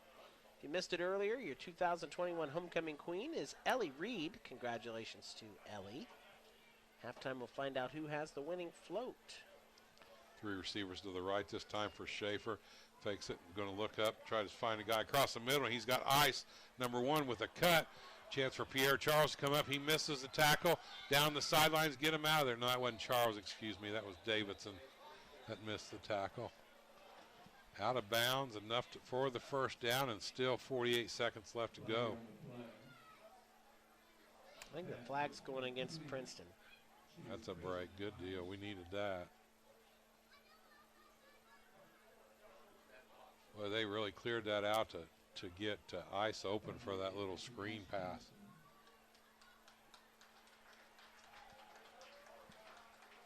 See where that ends up, see if it negates the first down.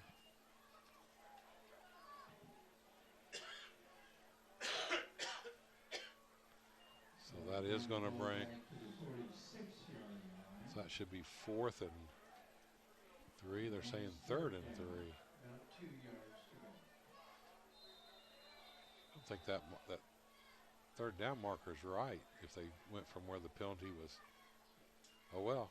Schaefer's going to hand off this time to Ice. Ice goes up, but he is hit. No good. Stopped. Ball comes out, but after the whistle blows. Krager and Wilkinson Eldias involved in that play. Cameron Cook also there. 4th and 1. They're going to go for it, I'm sure. They're going to have to hustle it. Let's see if the chart or if Princeton does. Play clock at just 23 seconds. They're going to go for one more. They saw it happen last week to us. Schaefer's going to look in the back. Schaefer puts it up, puts it deep. He's got a man, and that ball is knocked out right at the last second. Big hit there, number 11 on that mark. That's Davidson gets in on the stop, and then, Logan Hill able to knock that ball loose right at the end. 10 seconds left to play. Got a flag back here, Dwayne, and looks like Schaefer getting up slow. Roughing the passer. Oh, my goodness me. Penalties just keep stacking up. It's going to be enough for the first down. It's going to give Princeton another opportunity to try to score here. That's a big penalty. 15 yards moves it inside R45 to the 44. So 1st and 10, 10.9 seconds left to go in this half. You got to get out of here without any points on the board, Hatchets.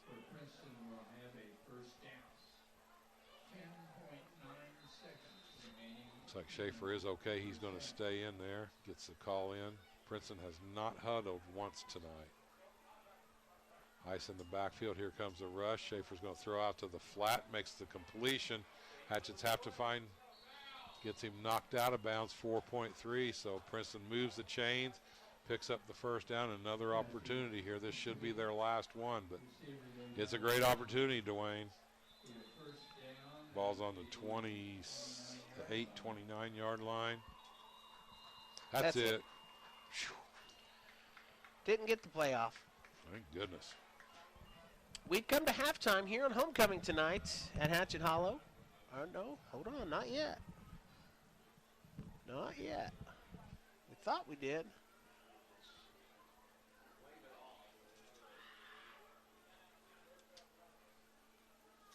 So what do we got?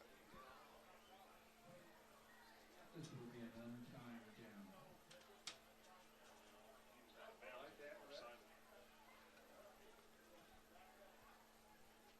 Don't understand this one either, Dwayne. You know, he got knocked out of bounds, but there's no time and an untimed play. I'd like to know the call. Schaefer's going to find he's hit and but hit and taken down. Who that first man threw? Tanner Blevins in there. Gutierrez nice in there. First hit. And who was the second man? I saw Gutierrez in there, and it looks like Cook. So not good stop there for the Hatchets to get Now out we're without going any to the points. locker room. Halftime here at Hatchet Hollow on homecoming on the A&R Home Center scoreboard. Washington trailing the Princeton Tigers 27-6. We got lots of entertainment for the fans, including the dance team under the direction of R.J. Key. We've got the Golden Pride Band and their halftime show. Plus, we'll see the floats, so stick around. Halftime stats coming up on the D2B Pest Control of Southern Indiana halftime show, plus our visit with Commissioner Paul Neidig. You're listening to Washington Hatchet Football on WAMW.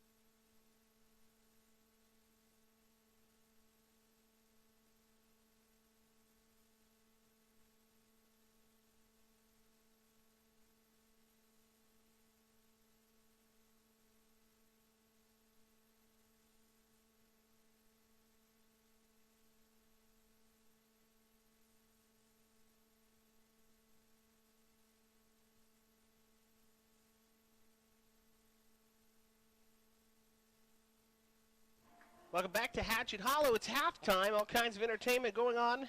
We have the dance team perform a great routine.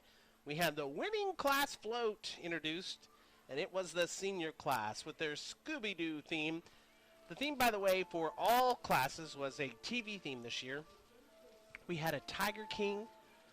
We had Stranger Things and Scooby-Doo, and I didn't get the other one, but the pictures of all the floats are on our Facebook page. And Scooby-Doo was the winner, the senior class of 2022 gets the honor, and they get a $100 donation to their class from the Student Council. Job well done.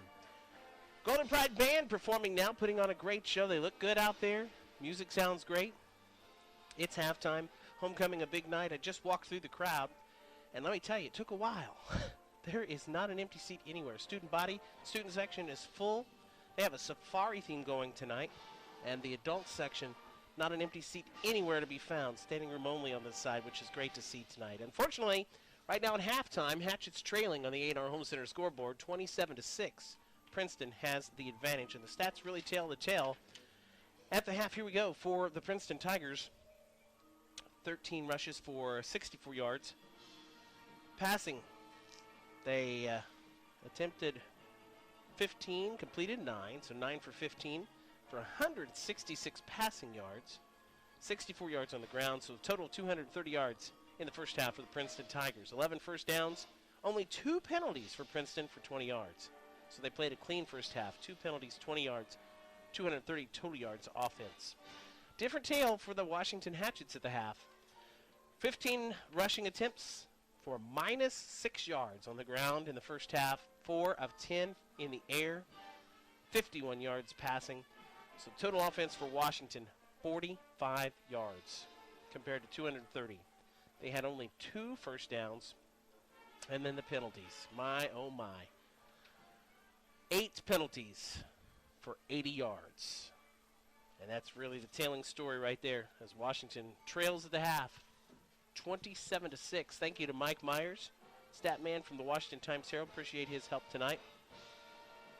Mark, I just went through the stats. You saw them. Unfortunately, they truly do tell the story of what's going on in this game here tonight. I saw that 80 yards in penalties, and you're not going to win many games when you have 80 yards of penalties in the first half.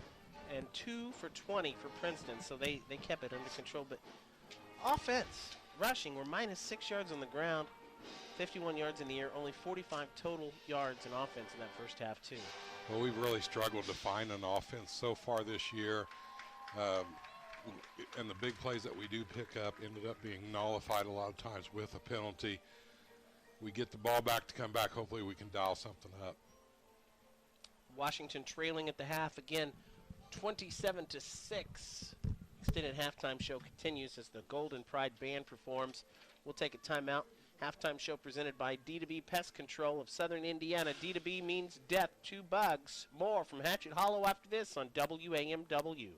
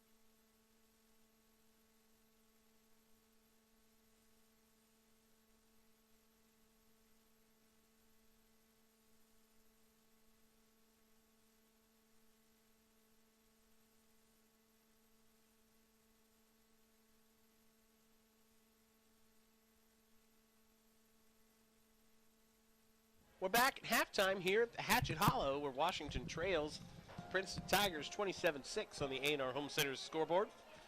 Dwayne Shake along with Mark Myers. Again, Mark and I will be at the high school auditorium tomorrow night, ready for a great show featuring the music of Prince. Show number 2 in the Washington Community Concert Series. Come out. 7:30 show starts. Doors open at 6:30. $25. Tickets will be available at the door. Real excited about this show. This is Marshall Charloff. It's called The Purple Experience. Travels all over the country performing Prince. Looks like him. Sounds like him. Music is just like the original Prince. Closest thing you'll get to a Prince show, I promise, Mark. You're going to tell me next time I see you after tomorrow night, you're going to say, wow, you did good. That's what you're going to say. I'll tell you that tomorrow night then, because I'm looking forward to it. Did you go to the Credence show at the car show? No, I was in Cincinnati for a week. Oh, that's right, I wedding. knew that. Well, you missed one whale of a show there. I tell you, the CCR tribute band, the traveling band at the car show last weekend. Still getting feedback from that one. Those guys, only about 30 years old, but they have bought the original amplifiers from the band back in the 70s. Wow. The instruments to recreate the exact sound, and they were spot on. I hate that I missed it and the Car Fest, but sometimes you got to do what you got to do. That's right. You had a big wedding to go to. I had a happy wife, too, that I went to the wedding. Happy wife, happy life, there you Mark. go. Let's see. Coming up next weekend, the Washington High School class of 1996 will gather for our 25th reunion. How about that? 25 years, Mark, since I donned the hallways as a student. I'm still in the hallways as a teacher now, but been a while. It's been a day or two, that's for sure. 25 years for the class of 96. They'll be welcome back next weekend. Looking forward to seeing my old classmates, and hopefully everybody can get back for the celebration. You can go to WHS1996.com to register. Got a website set up. Tonight, the class of 86 is here, I know. Susan and her crew, I talked to them earlier. And I believe the class of 85 is also getting together tonight. There were about 3 classes that were celebrating their class reunion, so... and then last week, I think class of 71 was in town and made some nice donations to Hatchet football and also to the high school. That was great to see. It's that time of year. You know, you get into this time of year, class reunions, classes gather once again. So welcome back to all alumni this weekend and next weekend. 27-6. Washington trailing the Princeton Tigers, but we've got a whole half of football remaining. Big shout out to the Hatchet Golden Pride Band. I'll tell you, not only did they perform a great show where they've already gotten some accolades in competition, but look at these guys hauling this major equipment off on rollers from the grass in the field. Doing nice work. There's a lot of work put into band. It's not something you just show up and perform. They put a lot of hard hours in, and it's nice to see them getting some recognition. They put on a great halftime show here tonight, so big salute to Golden Pride Band. And I know the new director's named Brandon. It's kind of like a prerequisite to be a band director. You got to be Brandon. Our last 2 have been Brandon's, but I'm forgetting his last name, and I apologize because he's done a nice job stepping in, filling the role, and we welcome him to Washington. Hatchet's on the field first to get warmed up. They will have the ball to start this second half. See if there's been some adjustments made in that Hatchet locker room, and see if we see some different things this second half. If you're Princeton, I don't think you changed too much. No, you're going to stay with your game plan. I was thoroughly impressed with their play. First off, the no huddle. Schaefer, he's really got good poise back there. He's only a sophomore, but he's got an arm on him. He's fighting the open players. Good composure. He can run the ball as well. Yeah, he's doing it all. Princeton, now here they come out onto the field. This Tiger team only had won 1 game coming into it, looking for win number 2. Hatchet searching for their first win here tonight as well. We'll be back with more right after this on WAMW.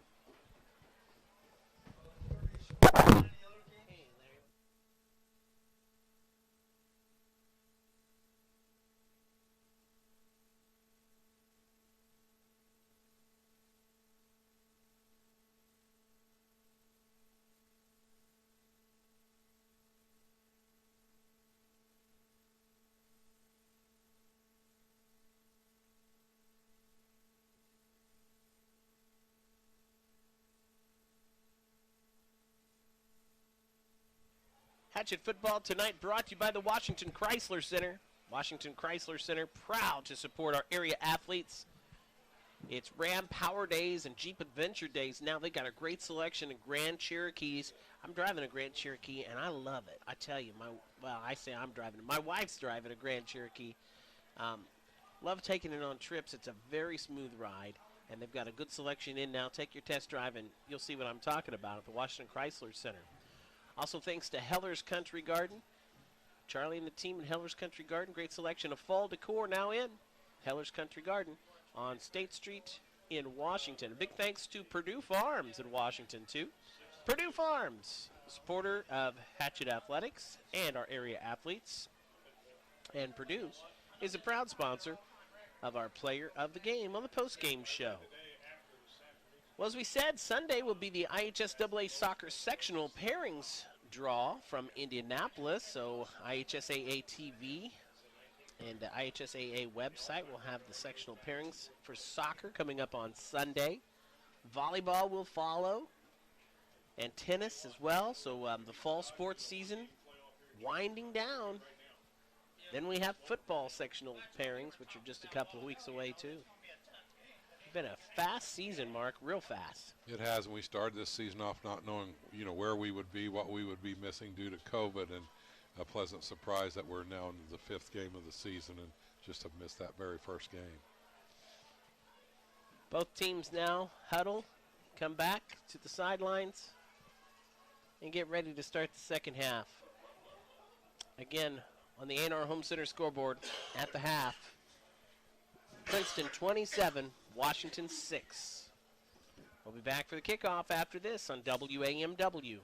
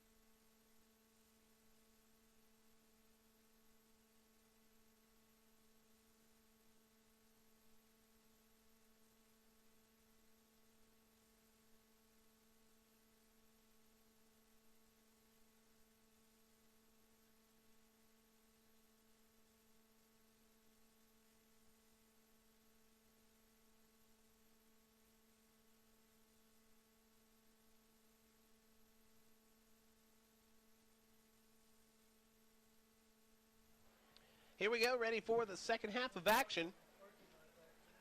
Washington trailing the Princeton Tigers on homecoming tonight, 27-6. Dwayne Shake with Mark Myers, statistician Mike Myers. Appreciate you joining us on a football Friday night. Want to thank Boyd Grain, Tom and the team at Boyd Grain, proud supporters of the Hatchets, and tonight's starting lineups. Also a big thank you to the Edley Mortuary, caring for you when you need the care the most.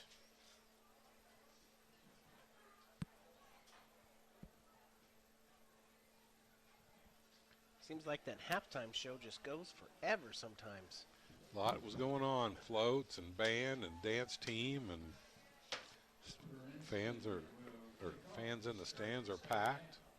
Once again, Hatchet's float winners were the seniors with their Scooby-Doo theme float. Congratulations to the Hatchet seniors in the class of 22 for getting bragging rights as the float winners. Your 2021 Hatchet Homecoming Queen is Ellie Reed. Congratulations to Ellie. See some former Hatchet players in the crowd as well. I saw Brock Thurman home from Franklin, having a nice season with the Franklin Grizzlies. Saw Trey Reed was out there escorting last year's queen. Well, the Hatchets really need a nice return. Memory's going to be back. He had a good one that first half. See if we can dial something up. Princeton's mixed it up on the kickoffs too, Dwayne. There's been some line drives, some deep kicks. This one is away. It's going to go high end over end. Memory gathers it in at the 20, 25, 30, crosses the 30 at the 35 now. Still on his feet, crosses over the 40, and a nice return. Gets it out to about the 43 for Memory on the return to the right. Good blocking on that one as well. Ryland's going to be a good player. He's already a good player, but, I mean, he's only going to develop and get bigger and better. Just a freshman, but he's got speed, takes it right up the gut, and he is not afraid of anybody. Well, that freshman class has some good players in it. They've had some pretty good seasons coming in to high school now, and I look for us to build off of them greatly in the next upcoming years. 8th graders, too, coming up. They're Exactly. a really nice team. So 7th grade's pulling it together. Willie's going to be in the shotgun. Here goes Memmering in motion. Fake. Willie's going to keep it. Spins out. He's trying to find some running room on the outside. Still fighting for yardage. He's going to go for, we'll give him a gain of 4. Going to bring up a 2nd and 6. Ball's at the 48 now. Willie comes over. Willie coming to the sidelines. Ryland Memmering, 55 yards on kickoff returns. 3 returns for 55 yards. So, talking about that freshman. Yeah, it's leading our offense right now. Good job, Ryland. Willie goes up under center behind the eye with the eye backfield behind him. Hands off to Perkins, the second man through, and as they have all night long, just been all over Perkins. They're really keying on Perkins tonight. Well, but their line is just having their way right now. Also, they do have some big boys on their line. Don't get me wrong, but there is no holes anywhere in that line. They're getting that penetration and slowing us down and hitting Jason in the backfield where he can't get that big momentum going that he likes to do running downhill. Going to stay with Willie up underneath the center in the eye backfield. Willie's going to do a sprint out to the left, trying to find an open man. Throws across his body. Dangerous throw. That's a hard throw for a quarterback to make, running across and then throwing across his body. And that one was thrown short and in the ground. We're going to bring up a punting team. 3 and out for the Hatchets on offense. Not the start we'd hoped for. So tough for a young quarterback, especially a sophomore with not the strongest arm, to be running to the left side and then trying to pull back and throw with his right arm. And that's a recipe for disaster. Hatchets for another punt this evening. The snap is good. And this nice kick. Punts get better and better each time. He's had a lot of practice. This one lands on the 30. It's going to roll out of bounds at about the, well, they're going to mark it right at the 30. I believe that's Michael Ramsey. That's what's listed on the roster, number 56. And yeah, his first 2 really didn't have much on him, but I tell you, the last ones have been nice boots. Good job. Young sophomore progressing in this game.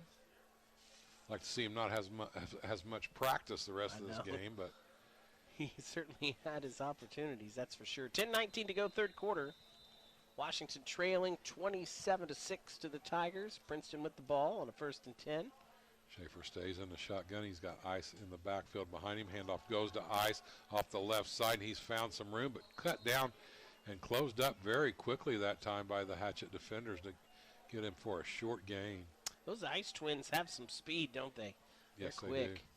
They run that little counter with guard pulling, trying to free him up, and they've had some luck with that. And that time they did go for 5, but looked like it was going to go for a lot more.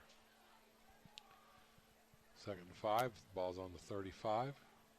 Under 10 minutes left to go in this third quarter. Preston waits for the call to be called in from the sidelines to Schaefer. Again, no huddle all night long for Princeton. Hand off to Ice, and he is caught from behind. A nice play. Krager. I believe that's Krager. Excellent play that time by Krager, able to come from his defensive end position. Always had some big plays. Lost a yard. Or no, they're going to give him a yard gain, excuse me. 3rd and 4, ball's at the 36. Need to hold him. We can hold him. It's a punting situation for Princeton. Hatchet's defense got to get set. Schaefer's going to sprint out. He's got and throws it right at the first down marker for a nice completion, and then the return receiver able to get into Hatchet territory down at the 45. So big first down pickup for Princeton to keep the ball and move those chains into Hatchet territory.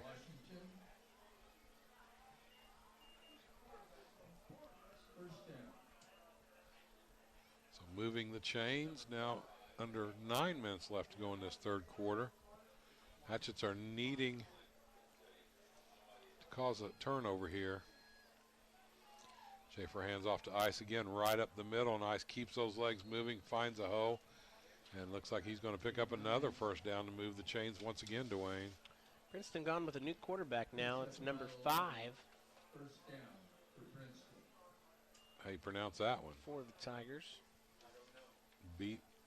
B-E-L-O-A-T. He's a junior. Not sure if Schaefer's hurt. Cole Bloch. Bloch. Hand off to Ice again, this time over to off the right side. Ice finds some positive yardage. Defense is wearing out, Dwayne. They've been on the field way too much tonight. So it's going to be a 2nd and 5. Ball's at Hatchet 28-yard line.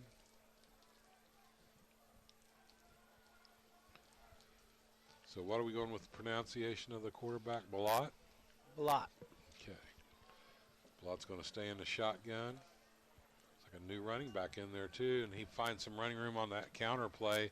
That's number 11, Balin Hardiman. Boy, that Hardiman name has been around Princeton for ages. I think they've got a Hardiman that's playing linebacker for Hanover College that's having a nice junior season, if I remember right. So now down to the 19, 1st and 10 for the Tigers. They've had their way with this offense tonight.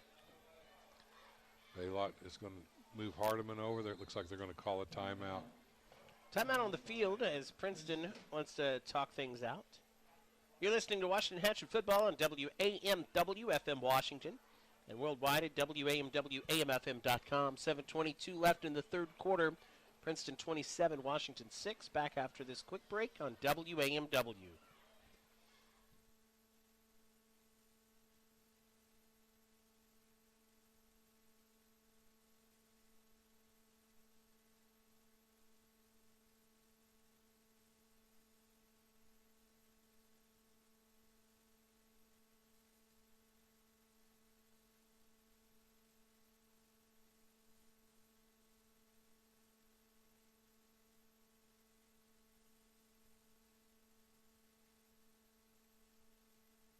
Welcome back here to Hatchet Hollow on homecoming night tonight.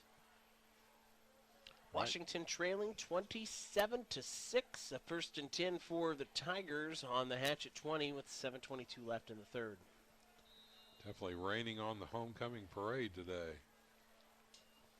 Belot's going to sprint out to the left, trying to look to throw across his body. Throws a little short one that was tipped a couple of times that time, so broken up by the Hatchets. That was, again, Ole Krager in on that. Ole's had a good game tonight.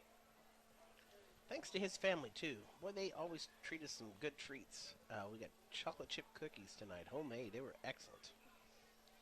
A little halftime energy for us. Princeton taking their time. Play clock's at 17 seconds. No hurry. This is a commanding lead over the Hatchets in the third right now. 27-6. 2nd and 10 from the 20. Now they're set. Belo hands off to Hardiman, and Hardiman's stopped in the backfield that time for a loss. Hardiman will be tackled for maybe a loss of a yard. That time good penetration by the Hatchets to get in there and make something happen.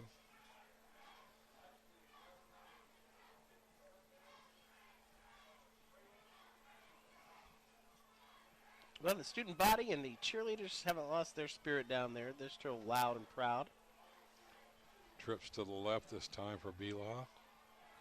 He's going to go the opposite direction. He's hit, breaks the tackle, keeps fighting through, finally taken out of bounds. Ball comes out, but after the whistle is blown. Get a lot of broken tackles, don't we, Dwayne? Yeah. But Yeah, we the make Hatchets a nice quick hit on them, and had him back a couple of different times there. Give him credit for breaking free somehow. He couldn't do it a third time. so it's going to bring up a 4th and 15. Princeton is going to go for it with the field position. Just keep them in front of you, Hatches. Don't let them get behind you.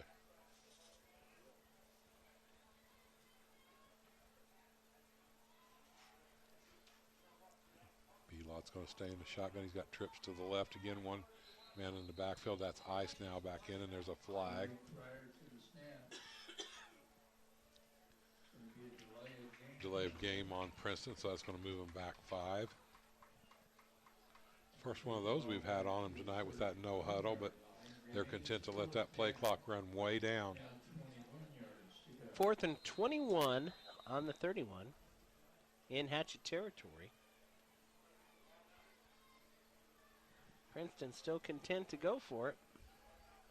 Yeah, with that field position and the commanding lead that they have, they've got the 3 trips. Here goes quarterback sprinting out to the left. He puts a man deep, trying to find him open, and that's kind of in between 2 receivers. So Hatchets will take over on downs as the offense hits out onto the floor, or out onto the field.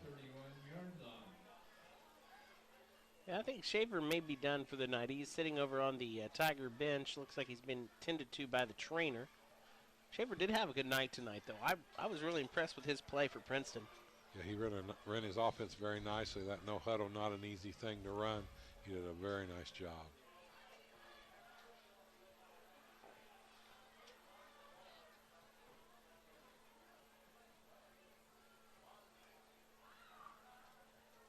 Hatchet offense comes out. Ball on the 31. See if we can find some points in this 3rd quarter. Willie in the shotgun. He's going to look to the air. Goes a little screen to Perkins right across the middle. And Perkins with some running room. He's got some momentum going. Breaks into Princeton territory. A nice play, nice screen pass. Goes for about 20. So that was a bright spot in tonight's game. Dwayne on that little screen pass. Took advantage of the penetration that Princeton had all night long. Set Perkins up just beyond that and was able to pick up a great first down and get into Princeton territory. Perkins loves this game. He loves to find a hole and break through, and he's tough. He's just a lot of fun to watch play. Well, he stays in the shotgun. This time throws it out and complete. Quickly taken down, but positive yardage. Cook gets about 4. Cook out of the backfield on the little pass out to the sidelines. Maybe 3. 2nd down, 7 yards to go. 2nd 7 on the 45. Now in Princeton territory for the Hatchets. Play clock at 14 seconds. Plenty of time. Game clock down under 5 now. Well, he's in the shotgun. 2 receivers on each side. See if he looks for the screen. No, he's going deep, and he's got a guy if it can be completed. Pass was caught. It was short. Receiver came back Aldridge. for it. Aldridge with a really nice catch. Pick up the first down and get deeper into Princeton territory. So big gain for Nate Aldridge. Hatchet's moving the chains. Now on the 20-yard line in Princeton territory, or just shy of it. Let's get up there and get some points on the board, boys. Aldridge had to wait on that one to get to him, but he did step up and get the catch. Nice job by Nate. Well, he puts a man in motion this time, hands off to him. Ooh, nothing there.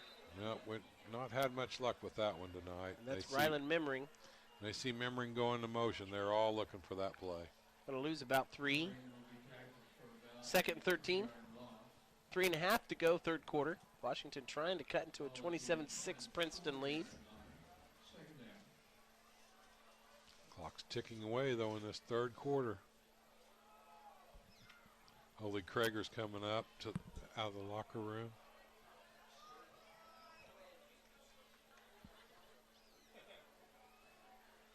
Well, he's going to be in the shotgun. Oh, my. We've got motion. Perkins started off too early. It's going to be a 5-yarder.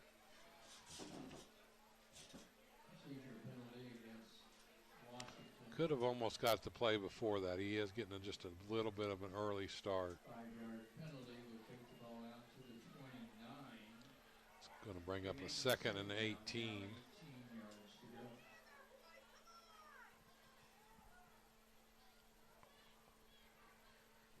It's going to put us real close to that 100-yard mark on penalties for the night.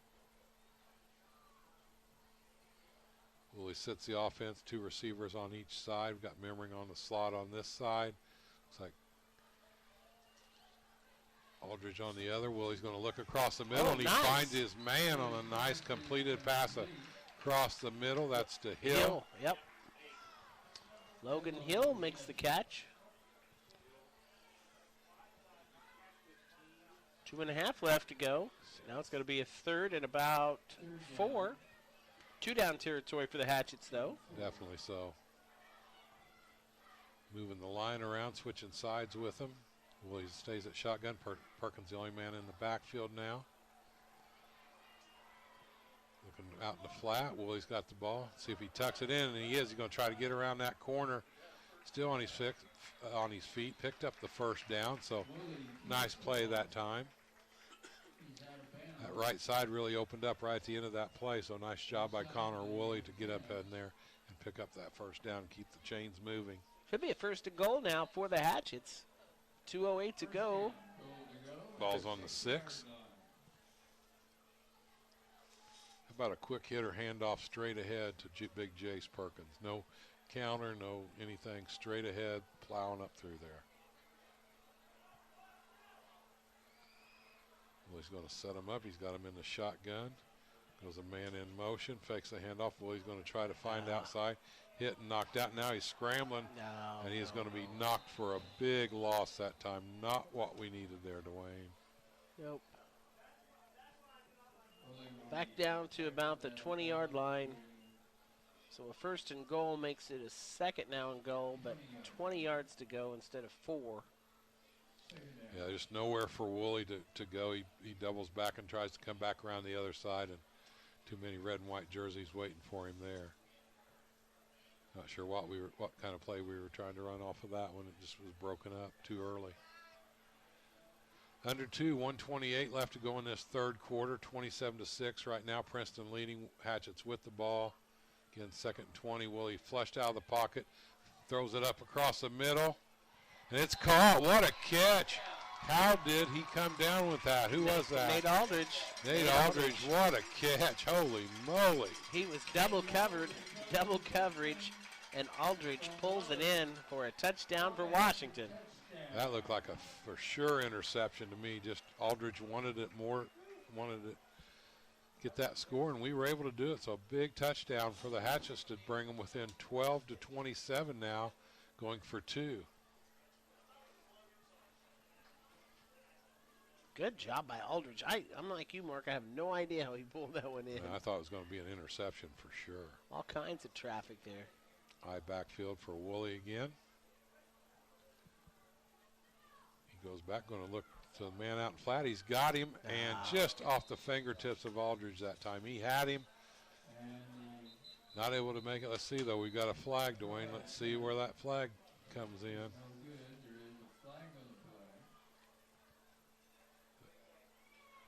Gets the Hatchets. So they're to decline. Hatchets will be kicking off to Princeton with the score now 12-27 with 1:14 left to go in the third. We'll be back right after this quick timeout on WAMW.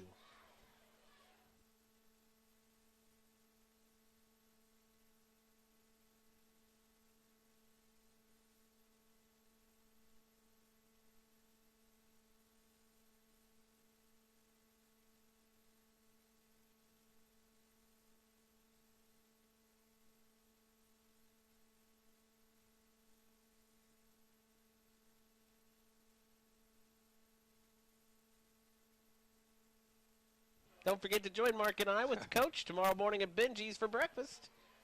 8 o'clock, we talk Hatchet football and over biscuits and gravy and bacon, and all kinds of goodies. It's a great breakfast. Benji's right across from Griffith Elementary, East National Highway in Washington. That's tomorrow morning, part of the Saturday Morning Live lineup. 8:05 here on WAMW. See if the Hatchets elect to try to go for an onside kick here. Nate Strange doing the kicking. He had a couple really nice onside kicks last week. One was recovered by Will Merrill, and here is the onside squibber, end over end. Look at the bounce. It's loose! But he came up with it. Wow, and the return man what a play, because that ball was loose bounce. Can't ask for a better onside kick than what Nate Strange does. He's really good at it. Hatchets with an excellent opportunity, just not able to come up with the ball that time. Good play by Princeton, and he was able actually to catch it and then get some about 5 or 6 positive yards. Minute 7 left to play here in the third quarter. Washington trailing Princeton 27-12 on the A&R Home Center scoreboard. B-Lot remains at the quarterback. I think there's something up with Schaefer. I don't see him taking him out this early. Handoff to Ice right up the middle. Ruben Gutierrez on the stop, drags him back after a short gain. Ruben's fired up as he comes out of there. Tell you, the Hatchets are kind of struggling to find some leadership with this group too. We got a lot of good kids wanting to learn, but that one leader hasn't stepped up and really shown that. And 5 games into the season, you'd like that to happen. I'd say Ruben is the closest we have at this point.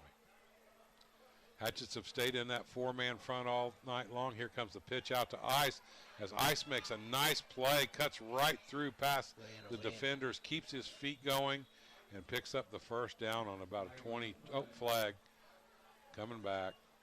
I'm hoping. Yep. Odds are it's on us, but thankfully it wasn't that time. No, Princeton only had 2 penalties in that first half, but they've already beat that, I think, in the second half. They're real close to it. That was a biggie. Hatchets player defense just now realizing that flag, so that's really going to help Hatchets after the big run. I think it was Ice on the run.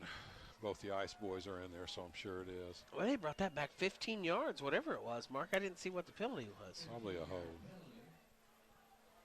Might have been a personal foul, too.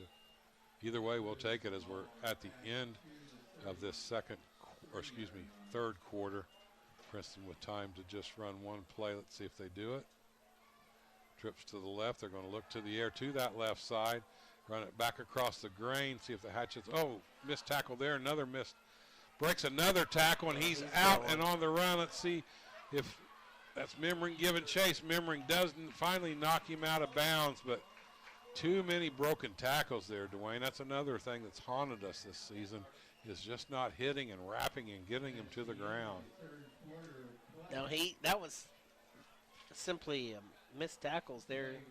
Great job by John Allen Malone, the senior. He really wanted to go to pay dirt on that one and just about did. He had the wheels turning. And that ends the third quarter. But Princeton will start with excellent field position and a chance to add to their 27-12 lead when we come back after this on WAMW.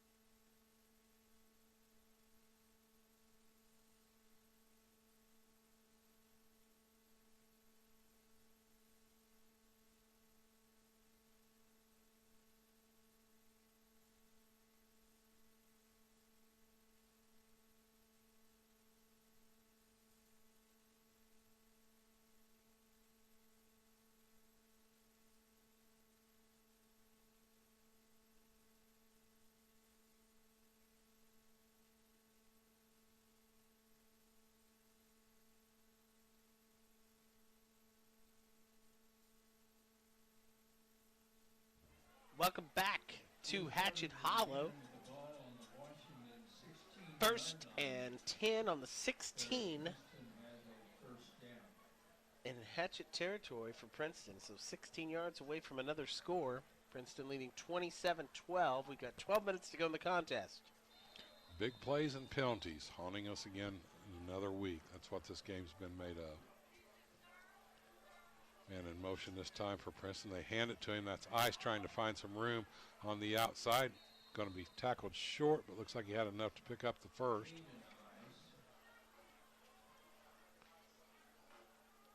So move the chains. Going to bring up 1st and goal to go for Princeton.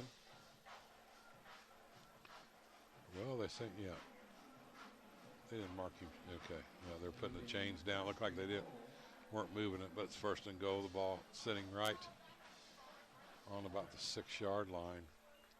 DeVolt hands off to Ice, up the middle again.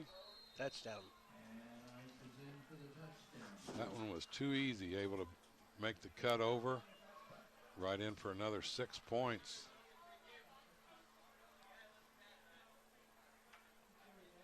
Washington now trails Princeton here on homecoming night, 30-12, with 11:21 to go in the contest. Extra point coming for the Tigers. Again, Hatchets' defense have just been on the field way too much tonight. They're worn out, and Princeton taking huge advantage of that, along with that no huddle that they run, have really paid dividends for the Princeton Tigers.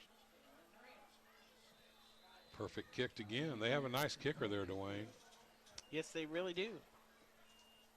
So give them another one. Princeton in control, sitting in the driver's seat, as the Hatchets need to make up some big ground in a hurry. We'll be back with more from Hatchet Hollow on homecoming right after this.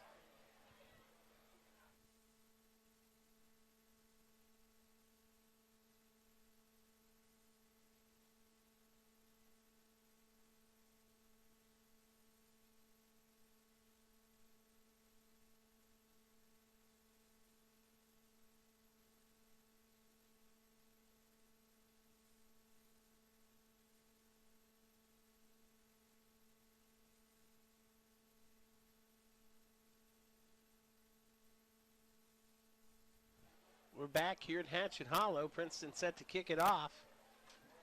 They lead 34-12 with 11:21 to go. So Ryland Memmering has an opportunity to return this, as we talked about a little bit earlier. He's been our main cog on offense on these kickoff returns, Dwayne. Yeah, he had 55 yards on 3 returns. I'd like to see him bust one for 6 right here. Very capable of it. He's got a lot of speed, and I got a feeling Princeton is aware of that. They may not try to kick it to him. Yeah, they've liked that knuckleball as well, right up the middle. But 34-12, you're feeling pretty good about whatever you do. Confidence level definitely. Confidence barometers pointing towards Princeton right now. Kick is away, and they're going to give it to Memmering. Nope, Memmering. That Will Merrill, I believe, on the return. Is that number 87, Dwayne? Did you get that? It looked like it. It was definitely, the last number was 7. Wait till he gets up here and we'll see. Yep, 87 was Merrill. Nice return by Will Merrill. He's really come along. Proud parents down in the stands. Returns the kickoff. Had good hands. He gathered that right in, showing a lot of confidence for a freshman. Or is he a sophomore? He might be a sophomore. Yep, sophomore with Will. So Hatchets, with their second opportunity of this second half to try to find some points, down right now 12-34, 11-16 left to go in this fourth and final quarter. Well, he stays in shotgun. He tries to look across. He's got Aldridge, but he's not able to find him. Going to have to tuck it up and try to run the ball, trying to go for some positive yards. Got back maybe to the lightest line of scrimmage. He had Aldridge there across the middle, but the pocket closed down too quickly for him to be able to find him. Gained a yard. So that Connor Woolley's a tough kid. He's just a sophomore. He's taken some shots the last couple of weeks, well, this whole season long, and it's like the Energizer Bunny. He just gets up, keeps ticking. Hatchets break the huddle. Willie's going to stay at shotgun. Perkins behind him, 2 receivers on each side. Willie's going to look to the air, puts it up. He's going for Aldridge this time, and Aldridge got to be a call, and there it is. Pass interference. Not a bad penalty for Princeton. Aldridge had it, would have brought it in, so Princeton decides to get the pass interference And I just call. really hate this rule in high school football. I do. In the pros, you get it where the penalty happened. But in high school ball, they just give you 5 yards. Or is I think it 10? it's 10. 10 yards, excuse me. Yeah, I believe it's 10. But still. Oh, 15? Did I hear 15? Yeah, it definitely was a 15-yarder. Now I see that. Depends on what side of the coin you're on. If it happened to us, we'd be very happy that it Well, was yeah, called you, like you that. got to tell your players when you're beat, do that. Yeah. Willie with a low snap, able to pick it up. Willie's going going to look deep again. again to Aldridge. He's got him, and he's completed. Touchdown. What a nice throw. I look around, no flags. Connor Woolley with a 43-yard strike to Aldridge, and Aldridge sure has had a nice game tonight, Dwayne. Big play for Washington there. That's Aldridge's second touchdown catch. 34-18. And a nice throw by Connor Woolley. Good spiral, had the distance. Yeah. Again, no quit in this Hatchet team. We're struggling to find a win, but they keep playing hard. So hats off to these young men for staying at it.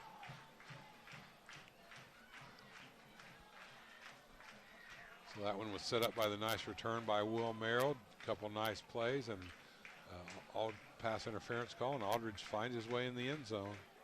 Hatchet's going for 2. Willie's going to be out doing it out of the shotgun. Let's see who they're going to get. Perkins jumped. Some of the Princeton guys jumped. Let's see who they're going to award this one to.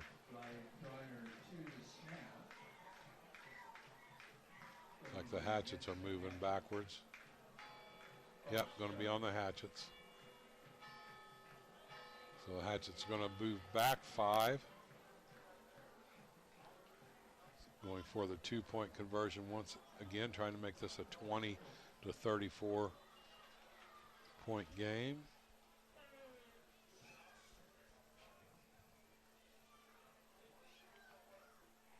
Well, he puts a man in motion. That's Krager. Hands off the one against the other direction. Gives that to Memmering, and Memmering gets in for the 2-point, but a flag comes down. We've got a block going down here at the far corner. Let's see what they call it on. I see lots of Princeton guys. I'm not seeing a Hatchet player step out yet. Let's see what they got. They might have got Pierre on a block in the back. Going to get a hold. So that one, penalty is going to negate a 2-point conversion and move us back a bit farther again. And the Hatchets break the huddle, but they want to go to where they were. They're not there anymore, guys. We're back at the 14-yard line now.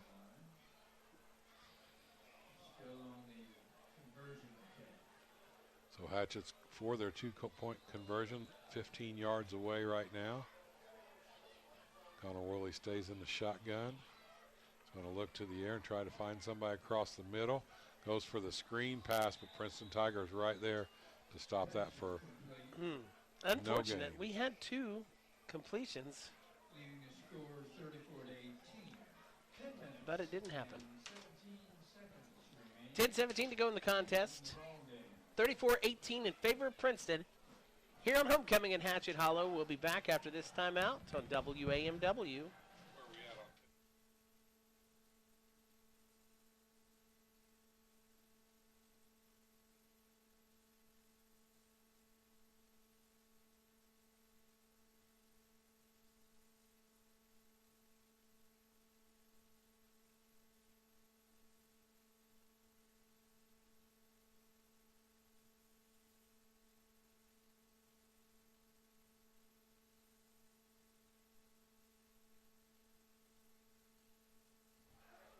All right, Hatchets will kick it off now. Let's see if Nate Strange tries for the onside kick once again. I believe we will. That's about all you can do right now at this point in the game. You want the ball, you need the ball.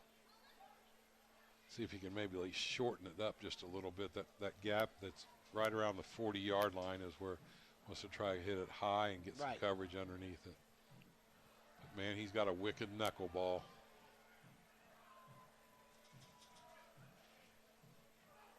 Hill and El Diaz are in the 2 guys closest to Nate, so they're going to be the guys that are going to hopefully be able to get their hands on it, but we'll take anybody. Will Merrill had a nice one last week on the onside kick. Princeton ended up with a pretty good crowd. We've got a great crowd as well. There's a little squibber. Let's see if we can get to it. Oh, so close. Man. Hill was coming fast and furious. Let's give Nate another round of applause. Nate may be one of the best onside kickers in the league. Well, these soccer guys are used to keeping the ball on the ground, and he does a great job That of was it. perfect. You can't ask for a better kick. It Well, was actually past the 10 yards to where the Hatchets could have fallen on it, and they just about did, Mark. yeah, Logan Hill was almost there. First and 10 now for Princeton from their 40. Hatchets having a hard time stopping them tonight. Hatchets remain in that 4-3 defense. Handoff goes to Ice across the grain. He's heading down and finally stopped, but not before he gains 11. They're just getting right through our line. Hill and Wilkinson, Eldias in on the stop, moving the chains. They just hit it fast, Wayne. You know, I keep harping on that. You hit that hole quick. The linemen don't have to hold their block long. You get through, and then you can start making your moves and going outside. It's not taking long for these plays to develop. They're a quick boom, boom. Interception. Oh, nearly thrown. Tried to throw out in the flat, and the defender that time for the Hatchets read it perfectly. Nearly had a pick six right there. Logan Hill wants to get in on that. He's had a good game tonight. He read that and came up hard. 9:57 left. Princeton 34, Washington 18. If you're just joining us here at Hatchet Hollow on WAMW. Princeton with trips, but they're going to run the ball. They're not going to put the ball in the air. They hand off to Ice across on that little counter play again. And Ice hits the hole fast and picks up 5. Let me give thanks to our videographer again tonight. J.J. Brown does a great job upstairs, bringing you the game on YouTube. And, of course, on the radio here on WAMW. Your home of the Hatchets. Under 10 minutes to go in this fourth and final quarter. Princeton leading Hatchets 34-18. 3rd and 5 from the 44 as DeVolt sets his offense. Again, hands off to Ice on that quick hitter right up the gut. The ball comes out, but they're going to call him dead. Ice looks like he might have got something twisted up. He's rolling around in some pain right now. There's going to be an official's timeout. Looks like he's got a cramp, Dwayne. Those are bad. They will get you every time. So I'd say we take a timeout, Dwayne. Looks like they're going. This one's going to be a little bit. Stretching it out. 4th down and a yard. Timeout on the field. Washington trailing 34-18 on the A&R Home Center scoreboard. We'll be back right after this to Hatchet Hollow on WAMW.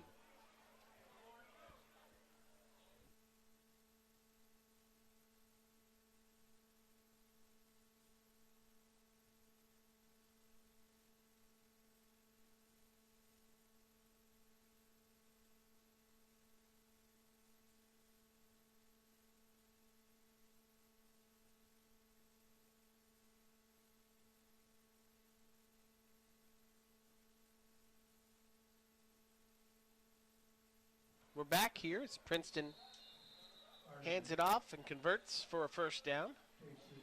Hardeman that time on the carry. Preston again moves the chains, keeps the drive going. Hatchets not able to find a way to stop him on the 4th and short. Got to start tackling the ball. We got to be trying to find that ball. They're not going to pass the ball. They're just going to keep handing it off. Eating up clock. DeVolt remains in at quarterback. Schaefer quarterback the first half. Hopefully not injured there. And there's that handoff right up the middle. That's Hardeman again. Hardeman's going to go for 8. Wilkinson Eldias on the stop.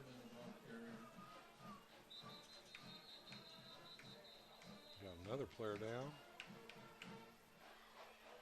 Nope, he's up. And the rest are going to. One of our guys got hit in the head. They're sending him out and sending somebody else in. He's groggy. Who is that, Dwayne? Tanner Blevins. Yeah, Blevins definitely is coming out of there groggy. He took a shot to the head. Yeah, need to get him over here to the sidelines and checked out. He's not quite sure what's going on right now. Trainer looking at him now, hopefully going to be fine.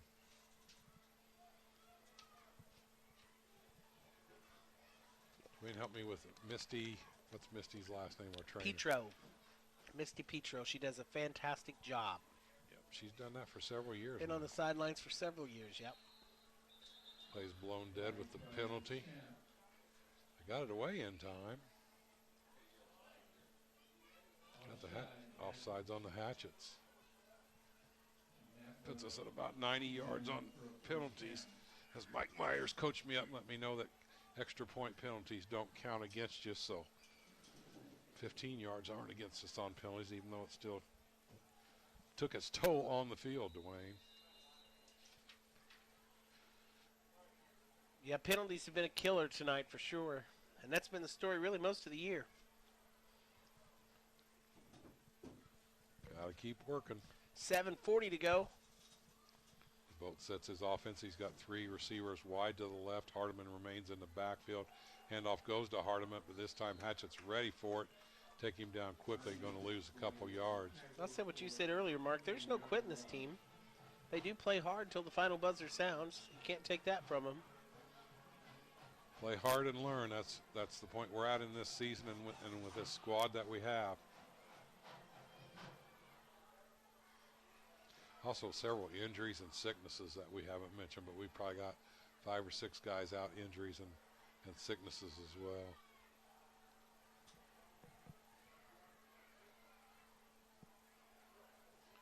Kristen content to let that play clock get down to 4, 3, 2. Handoff to Ice as Ice tries to find some room up the middle. Does find some, but is tackled that time. Perkins, Wilkinson, L. Diaz, and couldn't quite get, I think, Rubin involved in that stop. 3rd and 4 on the 18 now. 3rd down, 4 yards to go.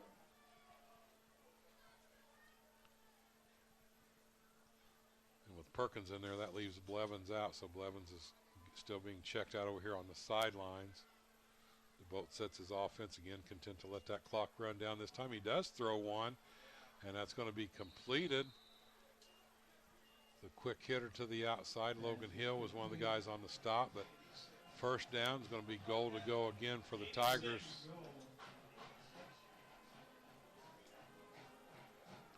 Princeton's really mixed it up on us, and we've been guessing all night long, Dwayne.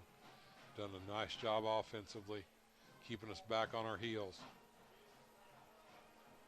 This Tiger team had only won one game so far, but that's very deceiving. This is not a bad team at all.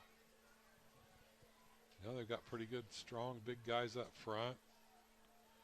Hatchets sticking that 4-4. Blitzes on the linebackers.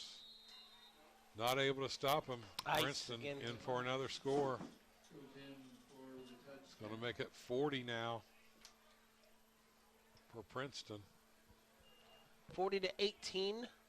5:42 left to play.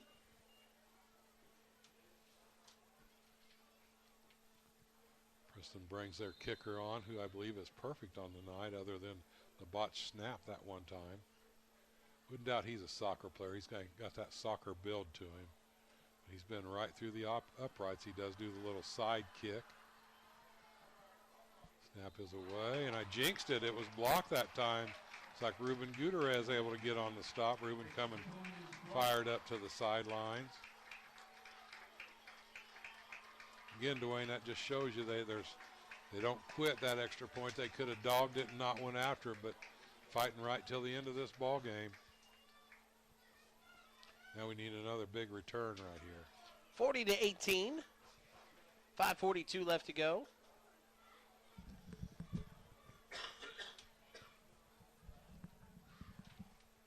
You're listening to Washington Hatchet Football on WAM WFM Washington. Don't forget our visit with the coach tomorrow morning at Benji's. It's the Coach Joe Moore Show. Starts after the 8 o'clock news. We'll talk and recap this game and look to next week with Heritage Hills back here at home. Join us tomorrow for a great breakfast at Benji's, right across from Griffith Elementary, 800 East National Highway in Washington.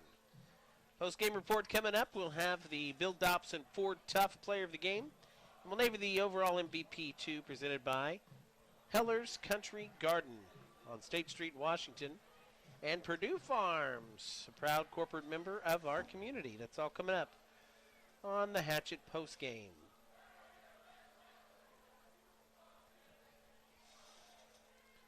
Ryland Memmering awaiting this kickoff. Also back Will Merrill, Pierre Charles.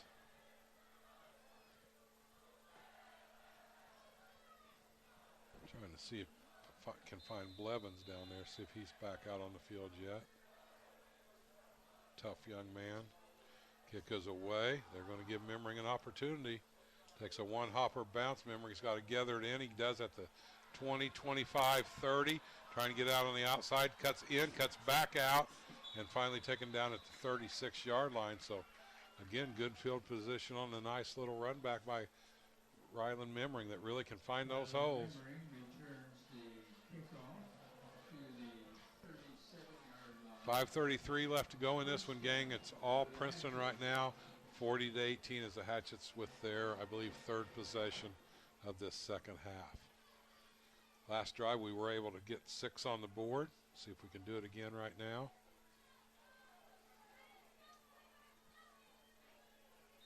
Well, he stays in at quarterback. He's going to keep Perkins right behind him. 2 receivers split to each side. We're definitely in a passing situation. Goes Kreger across the grain. Well, he looks deep. The man falls down. He's got Aldridge again. Aldridge with an opportunity for his third touchdown of the game. He got it. And he got it. The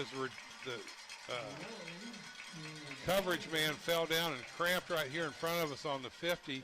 And Nate Aldridge scores his third receiving touchdown of the night on good concentration, able to get in. 63-yard touchdown completion and pass to Wayne. That's some quick points. That's very nice. And that's been a nice 1-2 punch. Woolley to Aldridge all night tonight. Talked to his dad a little bit at the tailgate party. He says, I told him, I said, we really enjoy watching Nate play. He's a spark plug out there. He's not a big guy. He's a playmaker, though. He makes stuff happen. Yep, he definitely does. That's the only person Woolley was looking at. He was watching him all the way. He wanted to find him deep down the field, and exactly what happened. Hatchets will go for 2. Hoping to make it 26-40, and another onside kick coming up.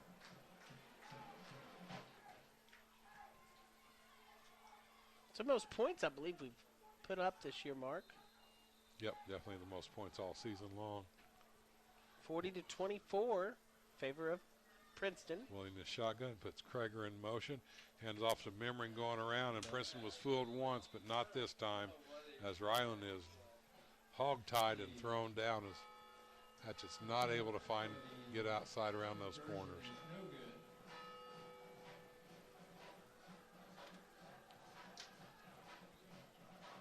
Ryland taken down pretty hard that time, but he's up and heading back to the huddle. Another onside kick coming up. Tanner Blevins back in that huddle too, so he's going to be okay. See.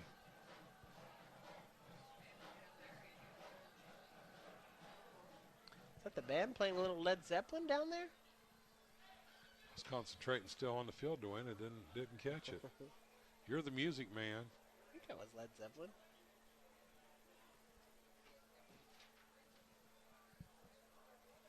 Cameron Cook getting some attention on the sidelines now. He's got the trainer and his dad, Brandon, over on the sidelines checking him out. So the Hatchets going to attempt the onside kick again. We're due for one, Dwayne. Now look at how Princeton's got everybody scooted up. So what are you doing on this one, Dwayne? You going to kick it a little deeper, a little higher, and give the Hatchets time to get under it? Yep. Or a rocket shot right at them. Yep. See what Nate decides to do here. Ball on the 40. Strange back to punt it off. Kick it off. Or kick it off, excuse me, kick it off.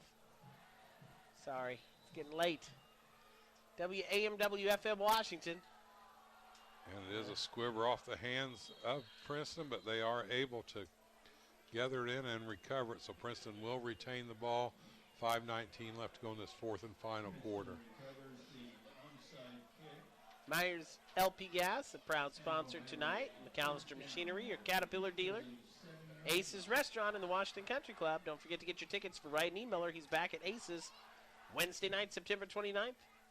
First show's sellouts. They do have tickets for the 9 o'clock show. Funny guy, great night of laughs. September 29th, Wednesday. Comedian Ryan Miller from America's Got Talent. Live at Aces. DeBolt sets his offense. Likes to let that play clock tick away. This one's going to be stopped dead. We've got a penalty more than likely on Princeton here. Legal procedure on Princeton, so it's going to mark 5. I like those penalties that don't, when the clock doesn't move, Dwayne. Yeah, that is very good. Moves it back to the 33 or 32-yard line, let's say, 1st and 15. Again, all Princeton tonight, 40-24. Hatchets continue to play hard, though.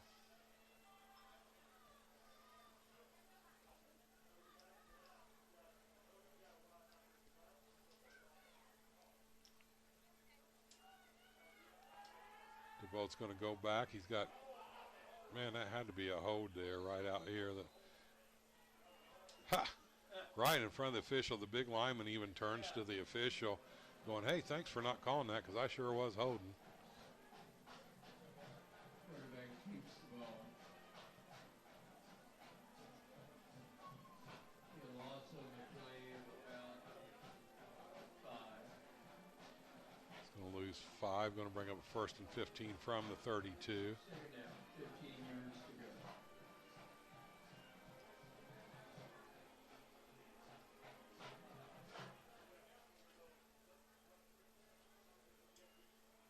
Boat hands off to Ice, trying to find some running room on that outside.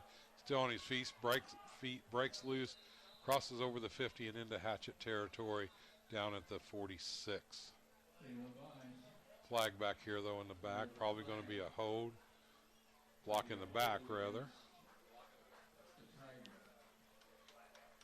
Either way, it's a penalty. He's going to come back.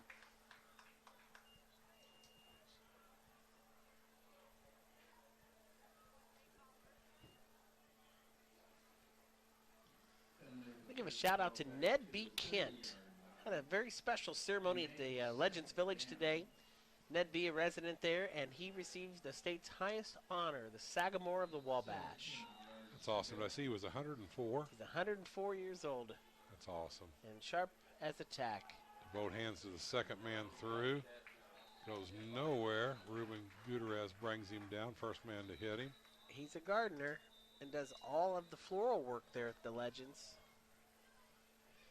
Timeout on the field now as the water bottle's coming out.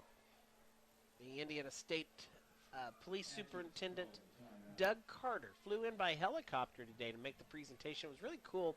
Helicopter landed on the ground just outside of Legends Village there in the church grounds and brought the award from the governor. Unfortunately, the governor couldn't make it today, but Superintendent Doug Carter did a tremendous job with the presentation. So. Awesome. That's congratulations. That's phenomenal. It was a really neat ceremony today. Ned B. was very appreciative and grateful for everybody who made it happen. What I mean, you could sit and talk to that guy for hours. Think about 104 years old and what he's lived through. You know the old saying and the old joke. Best thing about getting that old, no peer pressure. Hey, I even got the cymbal crash after I did that one from the band. All right. Thank you down there. You deserved it. That was a good one. Mark Myers laughed, everybody. Out of the bag of tricks from Dwayne. It's a big bag, too. You know we're stretching when old Shake goes to the joke cards. Still 4:50 left. A long timeout right there, Dwayne. My goodness. It's WAMWFM Washington. No good. Boat had a man wide open that time. Couldn't connect. Pass incomplete. And now a Hatchet player's down. Injuries everywhere in this final 4 minutes. We cramp it up again. Misty's getting her work cut out for her tonight. Yeah, that's a good point. That would be. I don't know what they do if the trainer actually cramps up running out on the field so much.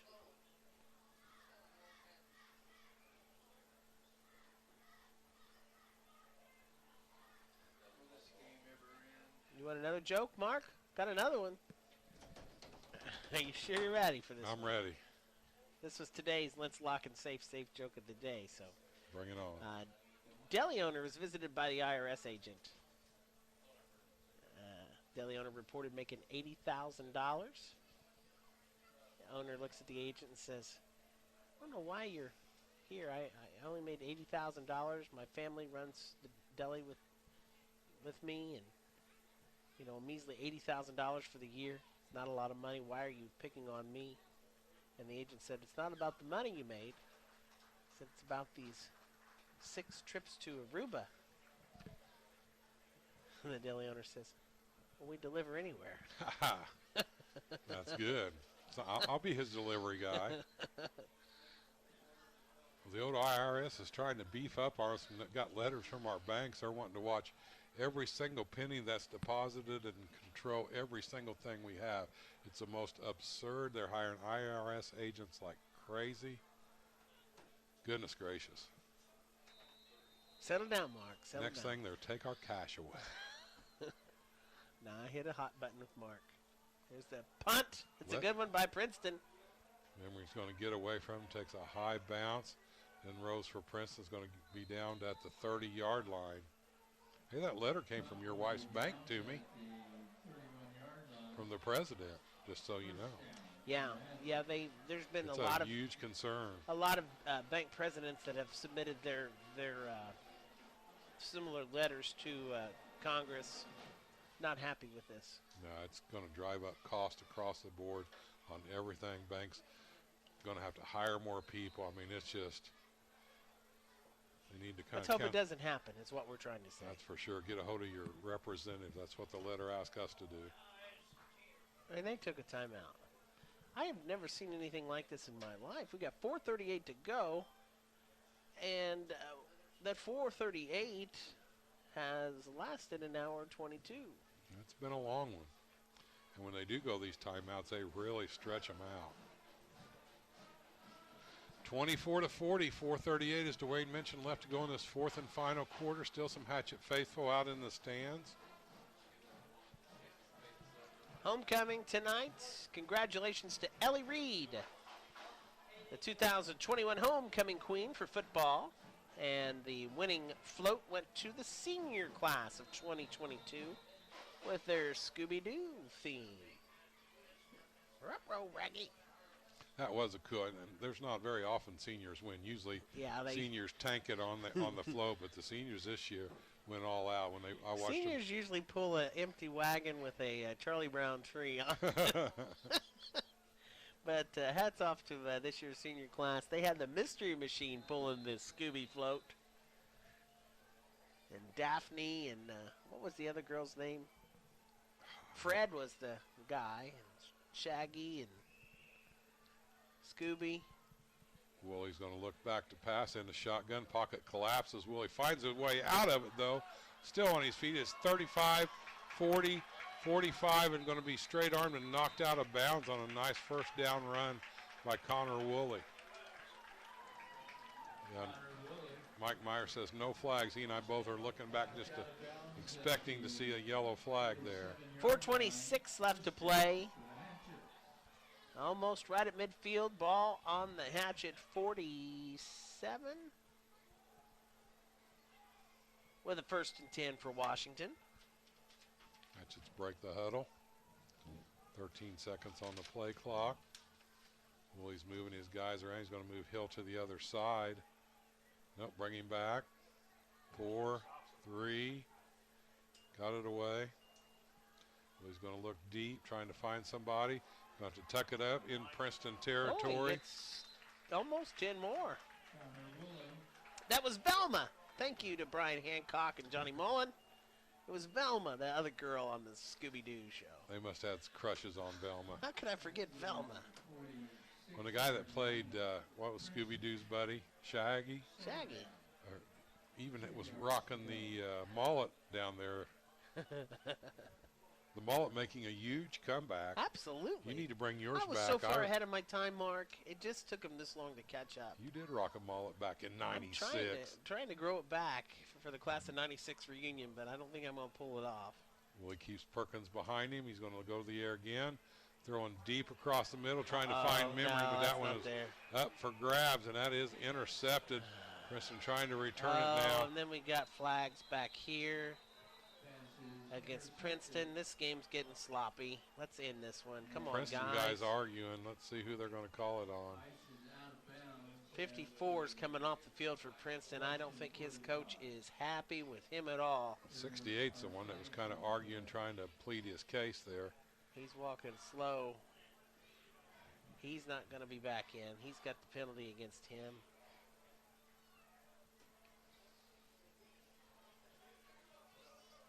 Interception is complete. It'll stand. So it will be Princeton ball after the penalty's marked off. But the personal foul takes it way back for the Tigers. What it was, some extracurricular activity after the play was over. Ruben Gutierrez was on the ground, and Princeton had a little extra push there. Yeah, I couldn't tell what happened. I just saw Ruben in that big 68 over there. 4:07 left to play. 1st and 10 for the Tigers. DeBoat has 3 receivers to the right. It's going to be a pitch, and that ball's on the ground. Penalty flag comes out at the end. Let's see who's got the ball. I would pay good money, and I'm talking good money, Mark, cash. If somebody would get out there and grab every yellow flag that these black and white officials, these guys in the black and white striped shirts, if they would just grab every single yellow flag they have, I'll pay cash. What's the good money? I'm thinking about heading out there. I haven't taken anybody down I for would a minute. pay cash. We got to lose these things, guys. It's 4 minutes left. Billy, don't be a hero here, okay? Let's come on. Now you got that song going in my head. Sorry. I'm sorry I got on a soapbox there for a minute, but they have thrown a flag after every single play. Hatchets showing blitz. Do the blitz, but Princeton able to run out of it. Goes for positive yards. I'm not sure, Mark, but I think you said doo-doo on that one. I don't know if you can say doo-doo on the radio or not. Huh. Call the FCC, man. They'll be knocking on your door for doo-doo. You can't say we don't have fun up here in the old press row. Fans, it's been a long night. Hatchets, unfortunately, on the losing end right now with 3:19 to play, 40-24 in favor of the Tigers. Princeton content just to keep it on the ground. Hardiman with the carry that time. I'm thankful we're starting these games, though, at 7:30 instead of the normal 8 o'clock time. I'm with you on that. That's a I like great the call. early kickoff for sure. And now we got a timeout. Okay. Why not? Well, at this rate, the homecoming dance for the poor students will last approximately 45 minutes. So, guys, make your move early to get that slow dance in. It's not going to last long. I think they have to end it by 1 o'clock. I think it does go to, used to be midnight, but I think they have to end it now at 1 o'clock. So it'll go a little later. That's what we need, more rules and regulations. That's Make a couple more. by the way, for those students going to the homecoming dance, it was going to be at the Armory, but it has been moved to the junior high gym. I got that word late today. So I think they are having it in the junior high gym. The annual homecoming dance. Guys get on this side, girls get on this. No, that's in junior high. And by high school, you shouldn't still be doing that, should you? I would like to think not. No, Dwayne. Anything else we need to cover tonight, Mark? Have we covered it all? I'm just waiting, man. I can't wait to see what you pull out next. Well, You lost me after doo-doo, man. When you start throwing doo-doo out there. Well, and then you got Billy Don't Be a Hero. The band's playing Zeppelin. Hatchets are getting a whoop up on them, 40-24. Princeton with the ball, handoff right up the middle, but he Good was tackle. hit quickly. And there's the flag. Okay, sir. Come on. At this point, it's not really proving anything. It's not. Yeah, it's the back judge. It's 30 yards from the play. It's just not proving anything.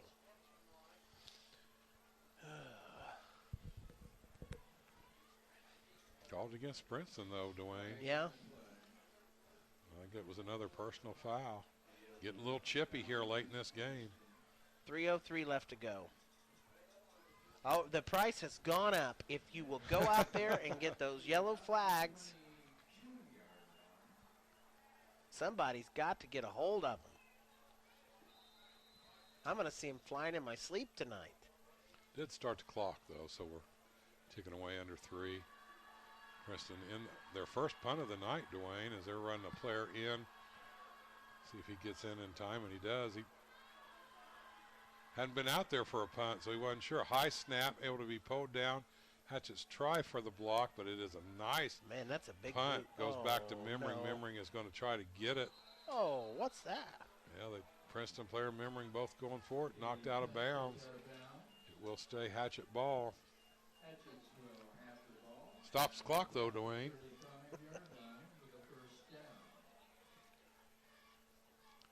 Hatchets with what more than likely will be their last possession of the game. We're able to put up 24 points, though, a high for the season. Once again, be sure to come out for the next concert in the Community Concert Series tomorrow night. Tribute to Prince, Marshall Charloff, and the Purple Experience. And those are a blast. I'm so glad we have our community concert thanks to the series. sponsors. The sponsors make it happen, and you make it happen. Everybody coming to the show, appreciate you, and we'll keep them going as long as we can, as long as the support's there. Willie throws out into the flat to Perkins. Perkins at the 30, 35, makes a turn. Still on his feet, 45, 50, into Princeton territory, and another big stiff arm. When he does get an opportunity to run downhill and use that stiff arm, he sends guys flying, Dwayne. He's tough. He is tough. 45-yard line now in Princeton territory. Hatchet's looking at a 1st and 10 with 2:27 left to go on homecoming night. Washington trailing Princeton 40-24. Hatchets break the huddle here. I'd like to see him get some more points on the board. Try to make it a 10-point ball game. Willie taking his time. Going to look to the air. He's got heavy pressure on the blitz. No. And 2 guys come down on Connor Woolley, and Woolley takes a shot. We got a timeout on the field. 2:18 left to play. Oh, I don't know. It's a trainer up here, Dwayne. My back's going out. Tomorrow's our Coach Joe Moore's show from Benji's. We'll be live at 8 o'clock after the 8 o'clock news to talk Hatchet football with the coach over breakfast. Got Focus on the Community right after that. The Rockin' Recliner from noon to 3. And Sunday, Sunday, don't forget, it's the final race of the IndyCar season. Indy racing action Sunday afternoon from Long Beach on the air at 3 p.m. here on Memories 107.9, your place for the race. You on the Rockin' Recliner Friday or Sunday, or the race over taking Nope. your spot? Well, the recliners, noon to 3, the race right after the recliner, so we'll be there. You're a 7-day-a-week. You just work too hard, Dwayne. You know it? I'm having fun. It's not work if you're having fun, Mark. There you go. I've been known to call him a request or two. Yes, you have. You always have some good requests. Willie stays in the shotgun, going to try to put this one in the air, trying to pull some points out. Here comes a big blitz. Nope. Tries to go to Aldridge on the sidelines as his defender fell down once again. Game approaching a 3-hour mark here.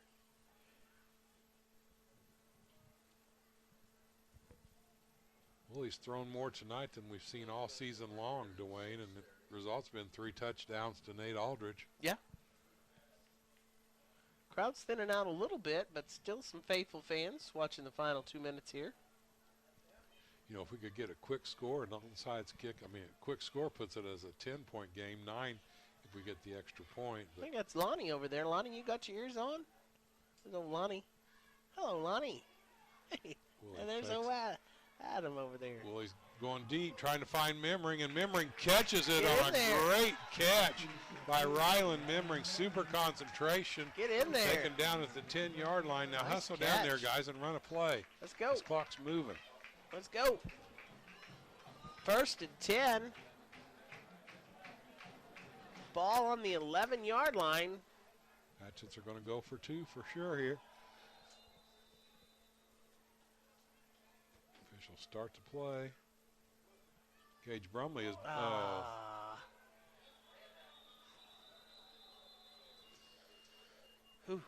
big rush that time from the left side came. Connor Woolley taken down, and now he's holding his hand. He took a shot that time. Quarterback tackle for a loss. Second down. 2nd down and 20. On the 20. With a minute and a half to go. Princeton subbing some fresh legs in to try to get the rush. I want to mention Gage Brumley playing center tonight for the first time. He's done a nice job. Throws the ball out there. Ooh, boy, that was scaring me. I thought I saw a pick 6 coming. The defender read it, and he was closing quick, but Man, that Ollie thing, Craig are able to pull it in. that thing seemed like it was into the air forever, didn't it? Sure did. Final minute ticket away now in homecoming. Princeton going to hold on to win it. Spoil the homecoming night for the Hatchets, but as Mark mentioned earlier, Washington puts the most points of the season on the board, 24. Quick out to Ole Krager on the sidelines. Stops the clock with 48 seconds. Be nice to get one more score on here, Mark. We can do it. Yep. Help our mental edge, mental stability with being 0-5 now on the season. Heritage Hill's the next opponent. It's here at home next Friday night. Mark and I will be back with all the coverage. The class of 96 will be in attendance to enjoy the game. Back for, oh, God. Another blasted flag? What is the call? Where is it?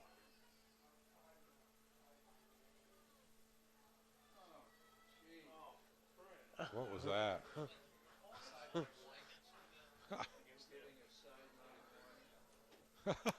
Oh, my goodness me. Oh, my gosh. 48 I've seen it all. 48 seconds to go. Come Completed to on. Perkins. Perkins Get in trying to there, find it. Chase. Tripped up. Going to be short. Just shy. 40 seconds. Going to stop the clock.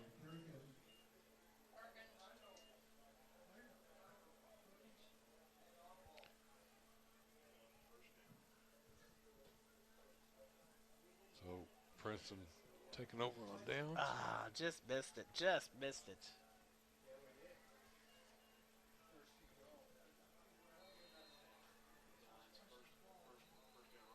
And a timeout for Princeton? Why? Why? You make somebody mad on the Princeton sideline. 40 seconds to play, 40 to 24. Princeton literally just has to run the clock out, but they do take a timeout. All sitting on the 4-yard line. Post-game report coming up. We'll hand out the hardware. Bill Dobbs said Ford Tough player of the game and your overall MVP from Purdue Farms in Washington and Heller's Country Garden.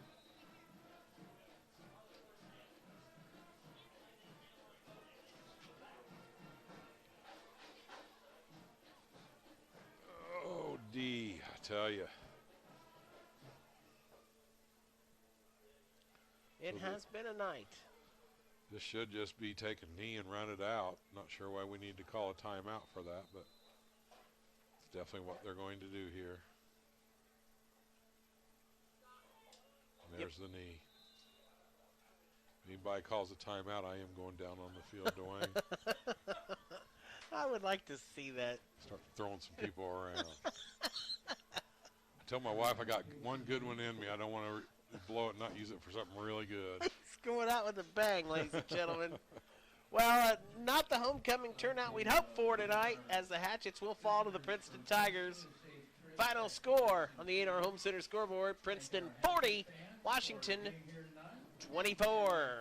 Stick around for the Hatchet postgame, a visit with Coach Morris, and our postgame awards. After this, you're listening to Washington Hatchet Football on WAMW.